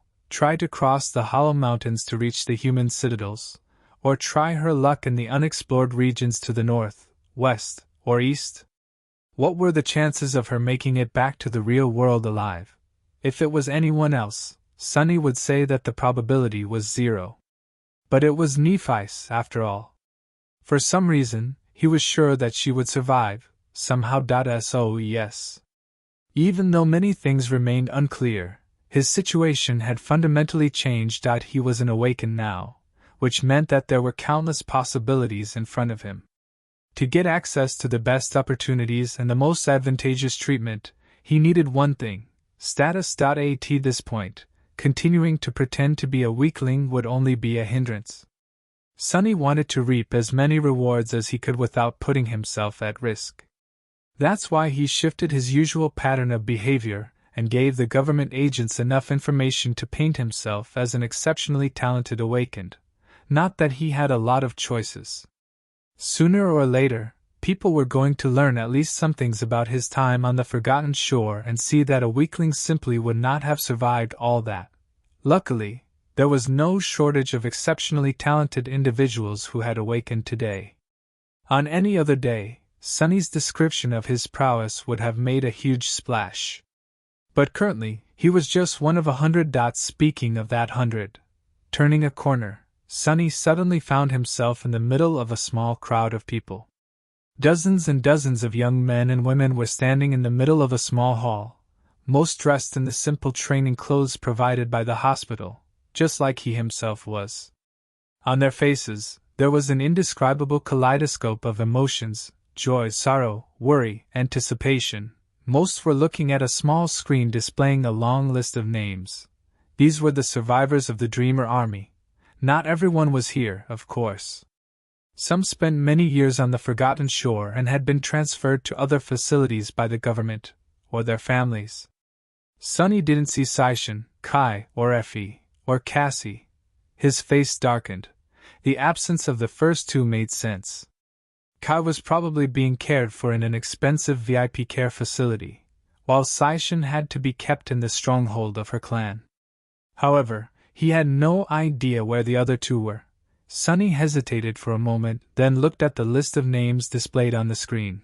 Before he could read anything, however, someone quickly approached and hugged him tightly. What the? Looking up, Sonny saw a vaguely familiar young man holding him in a passionate embrace. A moment later, the young man let go of him and looked down with glistening eyes. "Sonny! You are here, too!"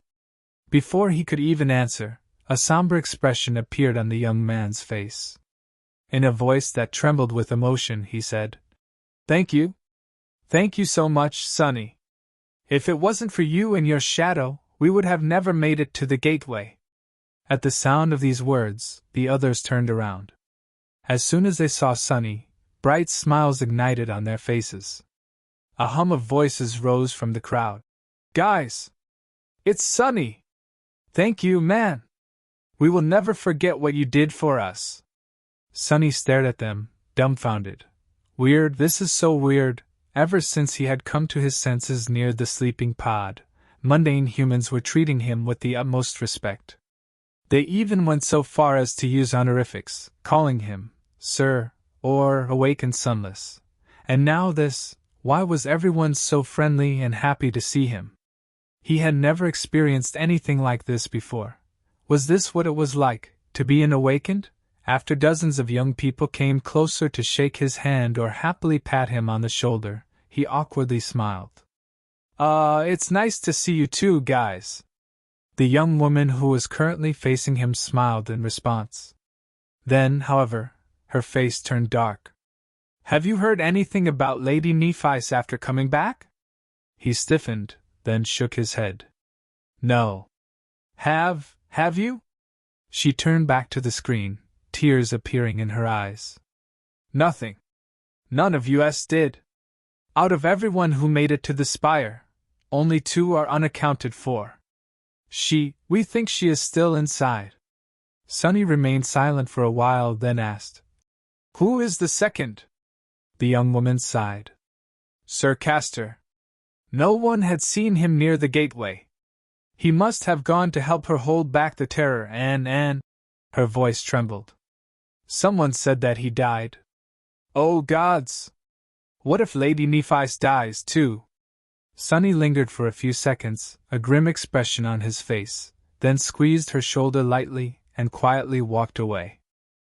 Chapter 358 Shadow Step. The hospital staff had provided each of the newly awakened with a small room at one of the underground levels of the complex, to have a place to rest and get accustomed to their new abilities while waiting for more permanent accommodations. If they were going to remain at the academy, of course. It was also a place they could take their families to talk and spend time together in privacy. Currently, many emotional reunions were taking place in similar rooms around Sonny's, made especially joyous and heartbreaking because the survivors of the Dreamer Army had spent long years on the Forgotten Shore. They had gone through hell, indeed, but their loved ones in the real world had suffered a great deal as well. Not that Sonny would know anything about that. No one had been waiting for him to return. After all, in any case, the room he had been provided with was sufficiently comfortable. There was an area for training, a desk with a pitcher of water and some snacks, a sofa, and even a bed. None of the returned were going to sleep, of course. Not for a few days, at least. At the very end of the field of shimmering runes, Sonny could now see a new string of symbols, gateway. Usually, The name of the gateway that an awakened had last used would be written there. This was their anchor in the dream realm. Every time an awakened fell asleep, they would be transported to the gateway they were anchored to, spend some time in the dream realm, either as much as they wanted or as little as possible, only until their soul was ready to travel between worlds once again, and then go through that gateway to wake up back in reality. However, the gateway of the Forgotten Shore had been destroyed. For that reason, every single survivor of the Dreamer Army now had no anchor in the dream realm. That didn't mean that they would remain in the waking world forever, though. Rather, it meant that they were going to be transported to a random one as soon as they fell asleep, just like during their first journey into the land of nightmares. The prospect of being at the mercy of the spell once more was nothing short of terrifying, especially for Sunny, who had the misfortune of always finding himself in only the most extreme of circumstances. However, the situation wasn't really that bad. There was a way for a newly awakened to change their anchor without relying on chance. It was to acquire the services of a saint, who would be able to take them to the dream realm without involving the spell, appearing near the saint's own anchor. Of course, that anchor would most likely be situated in one of the human citadels, allowing the awakened to anchor themselves to a gateway in human territory. There were just a few dozen saints alive across all of humanity, so for an average awakened, their help was not easy to get. However, Sunny was not an average awakened. In fact, none of the survivors of the Dreamer Army were. Every year, the most promising of the newly awakened were recruited by powerful citadels and provided the means to anchor themselves to their gateways. Everyone profited from this arrangement. The talented awakened received a chance to change their anchor if they wished to do so, while citadels received new powerful defenders or useful craftsmen to enhance their living conditions and infrastructure. With how extraordinary the 100 survivors of the Forgotten Shore were, and how unusual their circumstances turned out to be, there was going to be a small recruitment war happening in the next few days. Prosperous citadels were going to fight for the right to add these outstanding young people to their populations, promising better and bigger rewards, as if during an auction. The government would inevitably get involved, too, helping those who for some reason failed to find a citadel to call home. The survivors of the Dreamer Army just had to remain awake long enough to make a choice and settle the details of their future anchors. Since their physique was far superior to that of mundane humans, they didn't have to sleep every day, so 2 or 3 were not going to be a problem. Sunny had a lot to do in these few days. The first thing he had turned his attention to after retreating to his personal room was test the limits of Shadow Step. The result of these tests left him pleasantly surprised. Just like he had suspected, the ability to travel between shadows was akin to a weird form of teleportation. He could enter a shadow that was large enough to encompass his body and instantly appear from another. The distance of that jump, however, was not too large. Currently, it was even smaller than the range of his shadow sense, around a dozen meters or so. However, he knew that it would increase as he absorbed more shadow fragments, just like the range of shadow control had increased back on the Forgotten Shore. There was an exclusion from that rule. He was able to travel between his own shadows no matter how far apart they were. By now, he could control his shadows from as much as a couple of kilometers away. That meant that, if both were sent into opposite directions and reached the limit of the shadow control range, he could potentially instantly cover about 4 kilometers of distance in less than a second. And that was just one side of Shadow Step. The other was, arguably, even more miraculous and unexpected. Before, Sunny could move through shadows as though he was one of them, becoming practically undetectable. But now, he could literally become a part of the shadows, diving into them and becoming incorporeal. Not only did it make him completely undetectable by means of sight, hearing, and smell, but it also allowed him to move with incredible speed through any uninterrupted shadow, no matter how long and vast it was. In that state, he was invulnerable to physical attacks, but also unable to perform physical attacks of his own. It also felt very strange. Sort of peaceful. Sunny had to constantly remind himself to concentrate and not forget what he was doing. That ability would become truly incredible at night, or in the depths of some terrible cave system, like the one they had traveled through on their expedition to the Hollow Mountains. In short, Shadow Step was incredible. However, it came at a price. Unlike Shadow Control, which was as natural to Sunny as breathing, using Shadow Step required him to expend essence. The more distance he covered with a jump and the more time he spent as an incorporeal shadow, the more essence he would have to consume. Sunny suspected that the theoretical 4-kilometer jump would eat through all of his essence, leaving both of his cores dry as a desert. Spending essence was not the same as spending shadow fragments, of course. His soul always slowly generated essence, eventually filling his cores to their maximum capacity, while shadow fragments increased that maximum capacity and were used to create new cores, as well as turn echoes into shadows. Still, he also needed essence to fight effectively and use the more powerful enchantments of higher rank memories, so balancing its expenditure was an intricate task. Truly, becoming an Awakened had opened a whole new layer of both incredible opportunities and insidious problems. It was a lot to take in, but he was going to get there, eventually. Sitting on the floor of his temporary quarters, Sunny sighed and summoned the runes. Finally, it was time to reap his reward. He had worked so much, and done so much, to get here. First, repeating the same sword strike thousands of times, day after day, until his hands bled and his muscles screamed from the pain. Learning the basic katas and movements of Nef's flowing battle style, then gaining enough insight into it to make it his own. Almost dying to receive the gift of clarity, then fighting against the Shadow Saint and slowly incorporating her grounded technique into his. Studying the movements of his shadow to catch the slight difference in how it held itself, then spending countless hours trying to decipher the hidden meaning behind it, until his mind was ready to boil. Solving that mystery and traveling into the past to observe the birth of the nameless temple slave, and the beautiful dance of his mother, and then, torturous practice and arduous process of turning his vision of the elusive and wonderful battle art into reality, only to finally succeed in the middle of the furious, bloody battle against Nephi's. Of all his achievements, this was perhaps the one he was proud of the most, because Shadow Dance was entirely his. It was something he created out of almost nothing, something that bore and expressed his individuality. Sunny had never received any type of inheritance, so this legacy, which was created by himself and for himself, held a special place in his heart. Looking at the shimmering runes, he read, Aspect Legacy, Shadow Dance. Shadow Dance Mastery Level, January 7th. First Relic, Claim. Second Relic, Unearned. Third Relic, Unearned.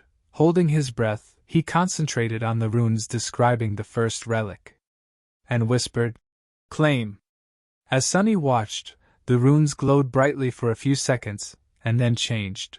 First relic claimed, and a moment later the spell spoke softly into his ear. Frowny face, you have received an Aspect Legacy relic. You have received a Shadow, Soul Serpent. Chapter 359 Soul Serpent. Sunny stared at the runes for a while, then slightly tilted his head. A shadow, what an unexpected boon. Usually, a legacy relic came in the form of a memory, or very rarely an echo. Perhaps there were some other types of relics out there, but he had never heard of them. That didn't mean much, though. By now, Sunny was reasonably certain that there were a lot of things that he, as well as the rest of mundane humans, had never heard about. Awakened kept a lot of secrets. Nevertheless, receiving a shadow pleasantly surprised him. Looking up, he saw new runes appearing out of thin air. Shadows, Marble Saint, Soul Serpent.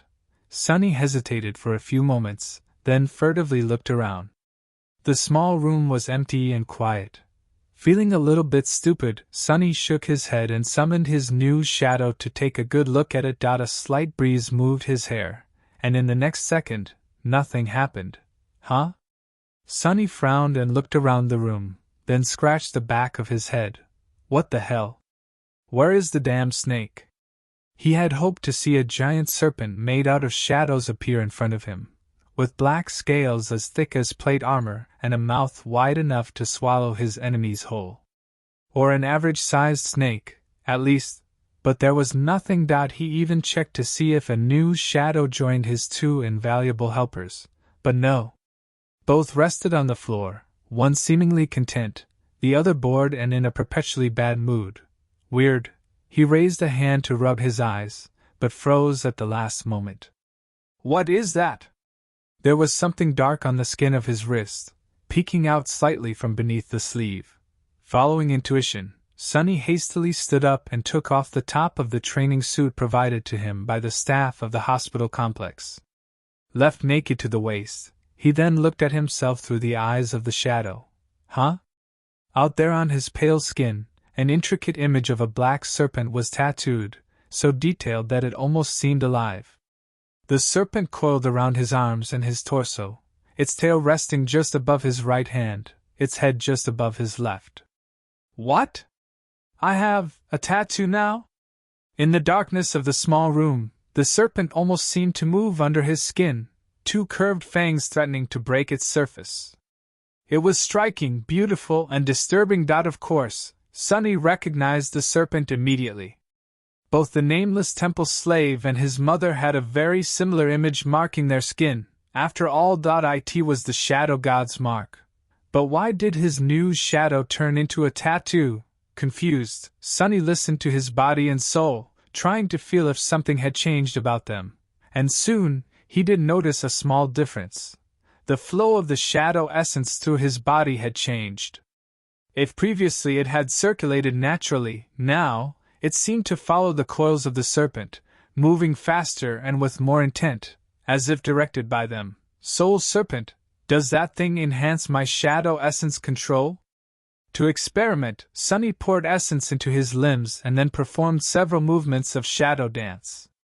After that, he jumped from one shadow to another a few times, expending even more essence. He felt the difference instantly. Not only was he able to control the essence better, but it also seemed to be consumed at a slightly slower pace, and restore at a faster one. Soul Serpent served as a channel for it, existing both on the material and the spiritual plane. As such, it was connected both to his cores and to his body, creating a strange bridge that allowed Sonny to use his shadow essence with better efficiency. This is a very useful shadow. Those words were an egregious understatement. Sonny had already understood how important and vital managing essence was for the awakened. Any tool that could enhance that aspect of their power was truly precious. And he got such a marvelous one, practically for free. He was also sure that the serpent would only get more powerful in the future, provided he kept it well fed, of course. But how was he supposed to feed memories to a tattoo? Perplexed, Sonny thought for a bit, then finally concentrated on the runes once again. Shadow, Soul, Serpent, Shadow rank dormant, Shadow class monster, Shadow attributes, Shadow guide, Soul weapon, Shadow description. When the end came, Shadow was the last of the gods to be destroyed. Many have resented him for creating death, but in the end, death embraced all.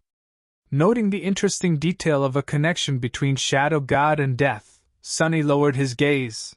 However, the last string, the one he had been accustomed to paying the most attention to when it came to Saint, was missing.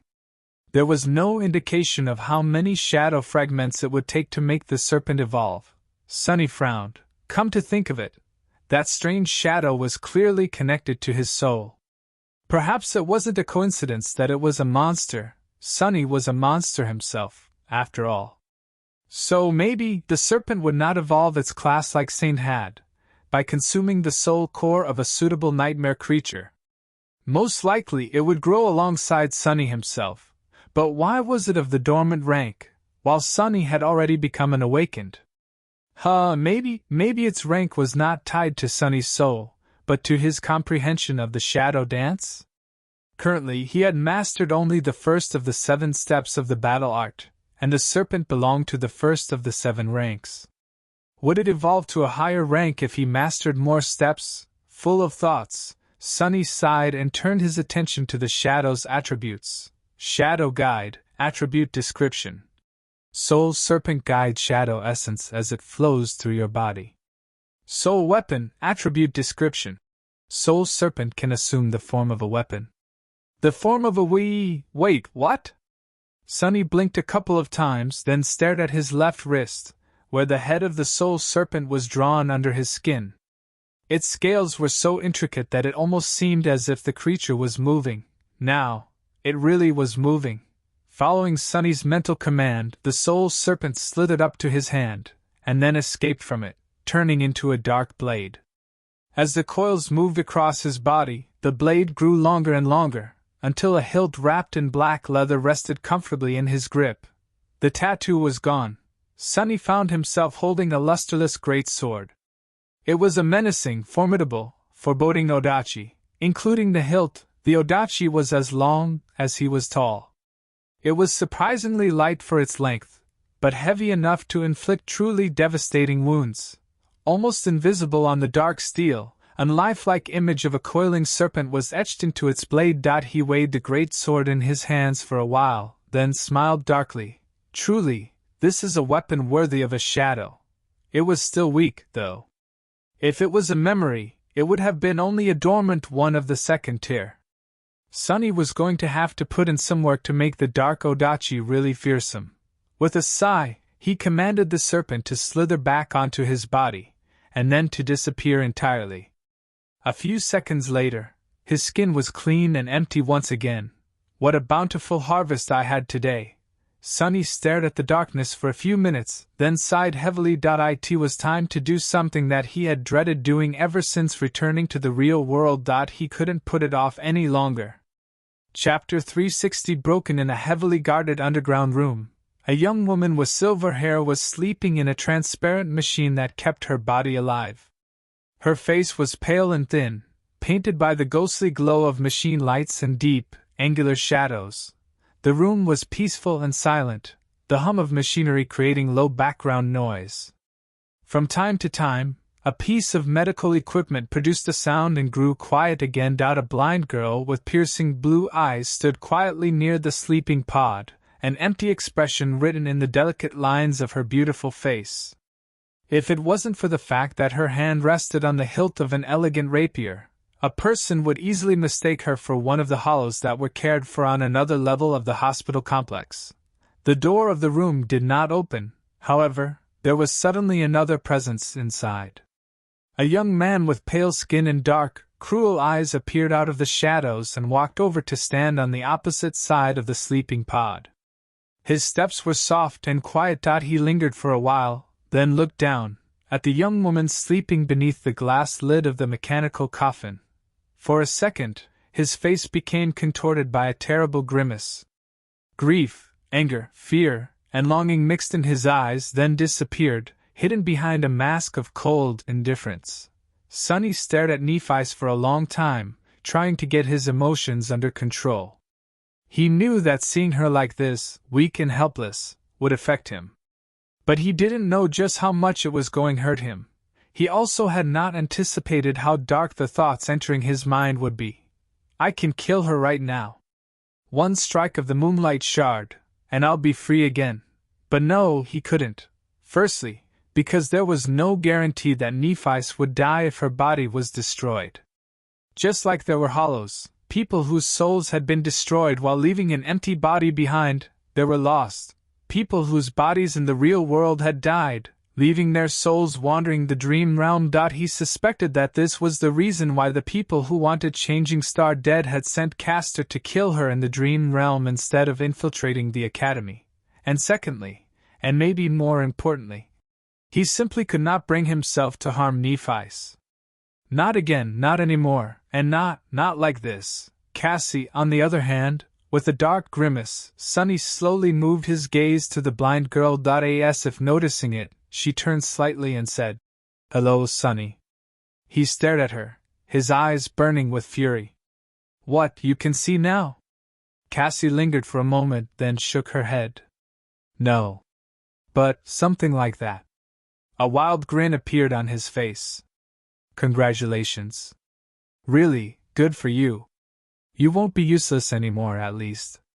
He knew that his words were going to hurt her, and was glad to say them. For that reason the blind girl didn't react, and just continued staring into the emptiness, her eyes cold and distant. But he wasn't fooled. He knew her well enough to recognize the ocean of pain hiding behind that coldness. Good, suffer. You deserve this. Sonny opened his mouth, wishing to accuse her, but then forced himself to stop. He had to keep himself under control. Swallowing his angry words, Sonny gritted his teeth and spat. How? How did you even know? Cassie hesitated for a bit, then answered quietly. When you killed that spy from the castle. You said it out loud then? I saw it, in a vision. After that, the rest was not impossible to figure out. His eyes widened. Sonny remained silent for a long time, trying to deal with the shock that her words had caused him. Harper? When I killed Harper? The memory of that horrible day sent a shudder through his soul. He remembered it so vividly, the blood streaming down his hands as he held the pitiful young man down, murdering him, giving in to the agony of the flaw, and whispering in a hoarse, barely audible voice. Lost from light. I am lost. Lost from light. Standing in the underground room of the hospital complex, Sonny wanted to both laugh and cry. So this is it. This was what did me in. One mistake. I only made one mistake, and it was all it took to undo me. It was almost as if Harper had managed to avenge himself from beyond the grave. Well, he had never gotten a grave, really. Sonny just dumped his body in the ruins for the nightmare creatures to feast on. A lot of good it did him, in the end. Piercing the blind girl with a burning look, he said through gritted teeth. So that was why you were waiting for me back then, why you gave me the eternal spring. You were ready to say goodbye. You knew? Cassie slowly faced him, then said in a steady, even tone. Yes. I did. Sonny looked down, clenching his fists. You knew. If you knew, then why didn't you try to change anything? Why, curse you? Cassie stared at him, her calm expression finally collapsing. Pain, sorrow, and anger contorted her face, and with a voice so hurt that it almost sounded as if she was bleeding, she answered, Didn't try? Of course I tried. I tried everything I could to make the future I saw change. But no matter how much I tried, it never did. It always remained the same. Even worse, my attempts only made it appear even more inevitable. Turning away, she gritted her teeth and remained silent for a while, her hands trembling. I was the first one to understand what my vision of the Crimson Spire meant. Shadows devouring a dying angel. I understood it on that very day. Cassie closed her eyes for a moment, then spoke again, her voice quiet. Don't you remember? I even asked you to promise to always protect her. And what did you say? Sonny stared at her, remembering. Yes, at the very start, there had been a conversation like that. No. I said no. A fragile smile appeared on Cassie's face. Yes. You said no. And on that day, I knew that I had to make a choice. And I made it. I chose Neff. She shivered and hugged herself, as if dying of cold. I had to betray one of my best friends to save the other. And I did. I chose to sacrifice you to save Neff. Of course, I fooled myself for a while, telling myself that nothing bad would happen. That if I helped Neff, maybe both of you would survive. But deep down, I knew that it was just one of the possible outcomes, so what was the difference? I betrayed you. And you know what? A small, bitter laugh escaped from her lips. It was for nothing. I betrayed my best friend, and nothing still changed. I sacrificed you, but couldn't save anyone. Despite it all, I couldn't change fate. Sonny stared at her for a while, then snarled. That's it? That's your speech? That's what you have to say for yourself? What do you want me to do, pity you? A furious gleam appeared in his eyes. After everything I have done for you, after I saved your life countless times, took care of you as if you were my sister, this is how you chose to repay me? By giving my biggest secret to Neff, so that she could use it against me when the time came?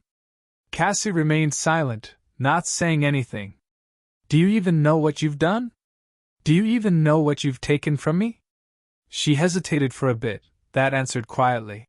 I didn't know why, or how my vision would come true. I only knew that it would happen in the spire. So I gave your secret to Nephis, hoping that she would survive thanks to it. Sunny laughed, then grew quiet. An oppressive silence settled between them, and remained unbroken for several minutes. After a while, he finally said, I can understand. Rationally, I do. You were forced to make a terrible decision, with both choices being a betrayal. And you chose to help Neff, who was with you first. Who saved you when I would have just left you to die. But then, a cold gleam appeared in his eyes. But that doesn't mean that I can forgive it. You go to hell, Cassie. Go to hell and die there, for all I care. I hope that I will never see you again. With that, Sunny turned around to leave, but then stopped. He couldn't help but be cruel to her one last time. Oh, and that secret? It was the reason why she got stuck there all alone. So, in a sense, you have doomed both of your friends. As he spoke those words, Cassie flinched. A satisfied, vindictive smile appeared on Sunny's face. But why did it hurt him so much to say those words? So, congratulations. You've made it back, Cassie. Go back home, spend time with your family. Didn't you tell me that your mother makes the best eggs? Eat your fill. Try to enjoy them, knowing what you did. As the blind girl paled and turned away with a broken expression on his face, he smiled bitterly and dissolved into the shadows. Bonds of friendship were such a fragile thing.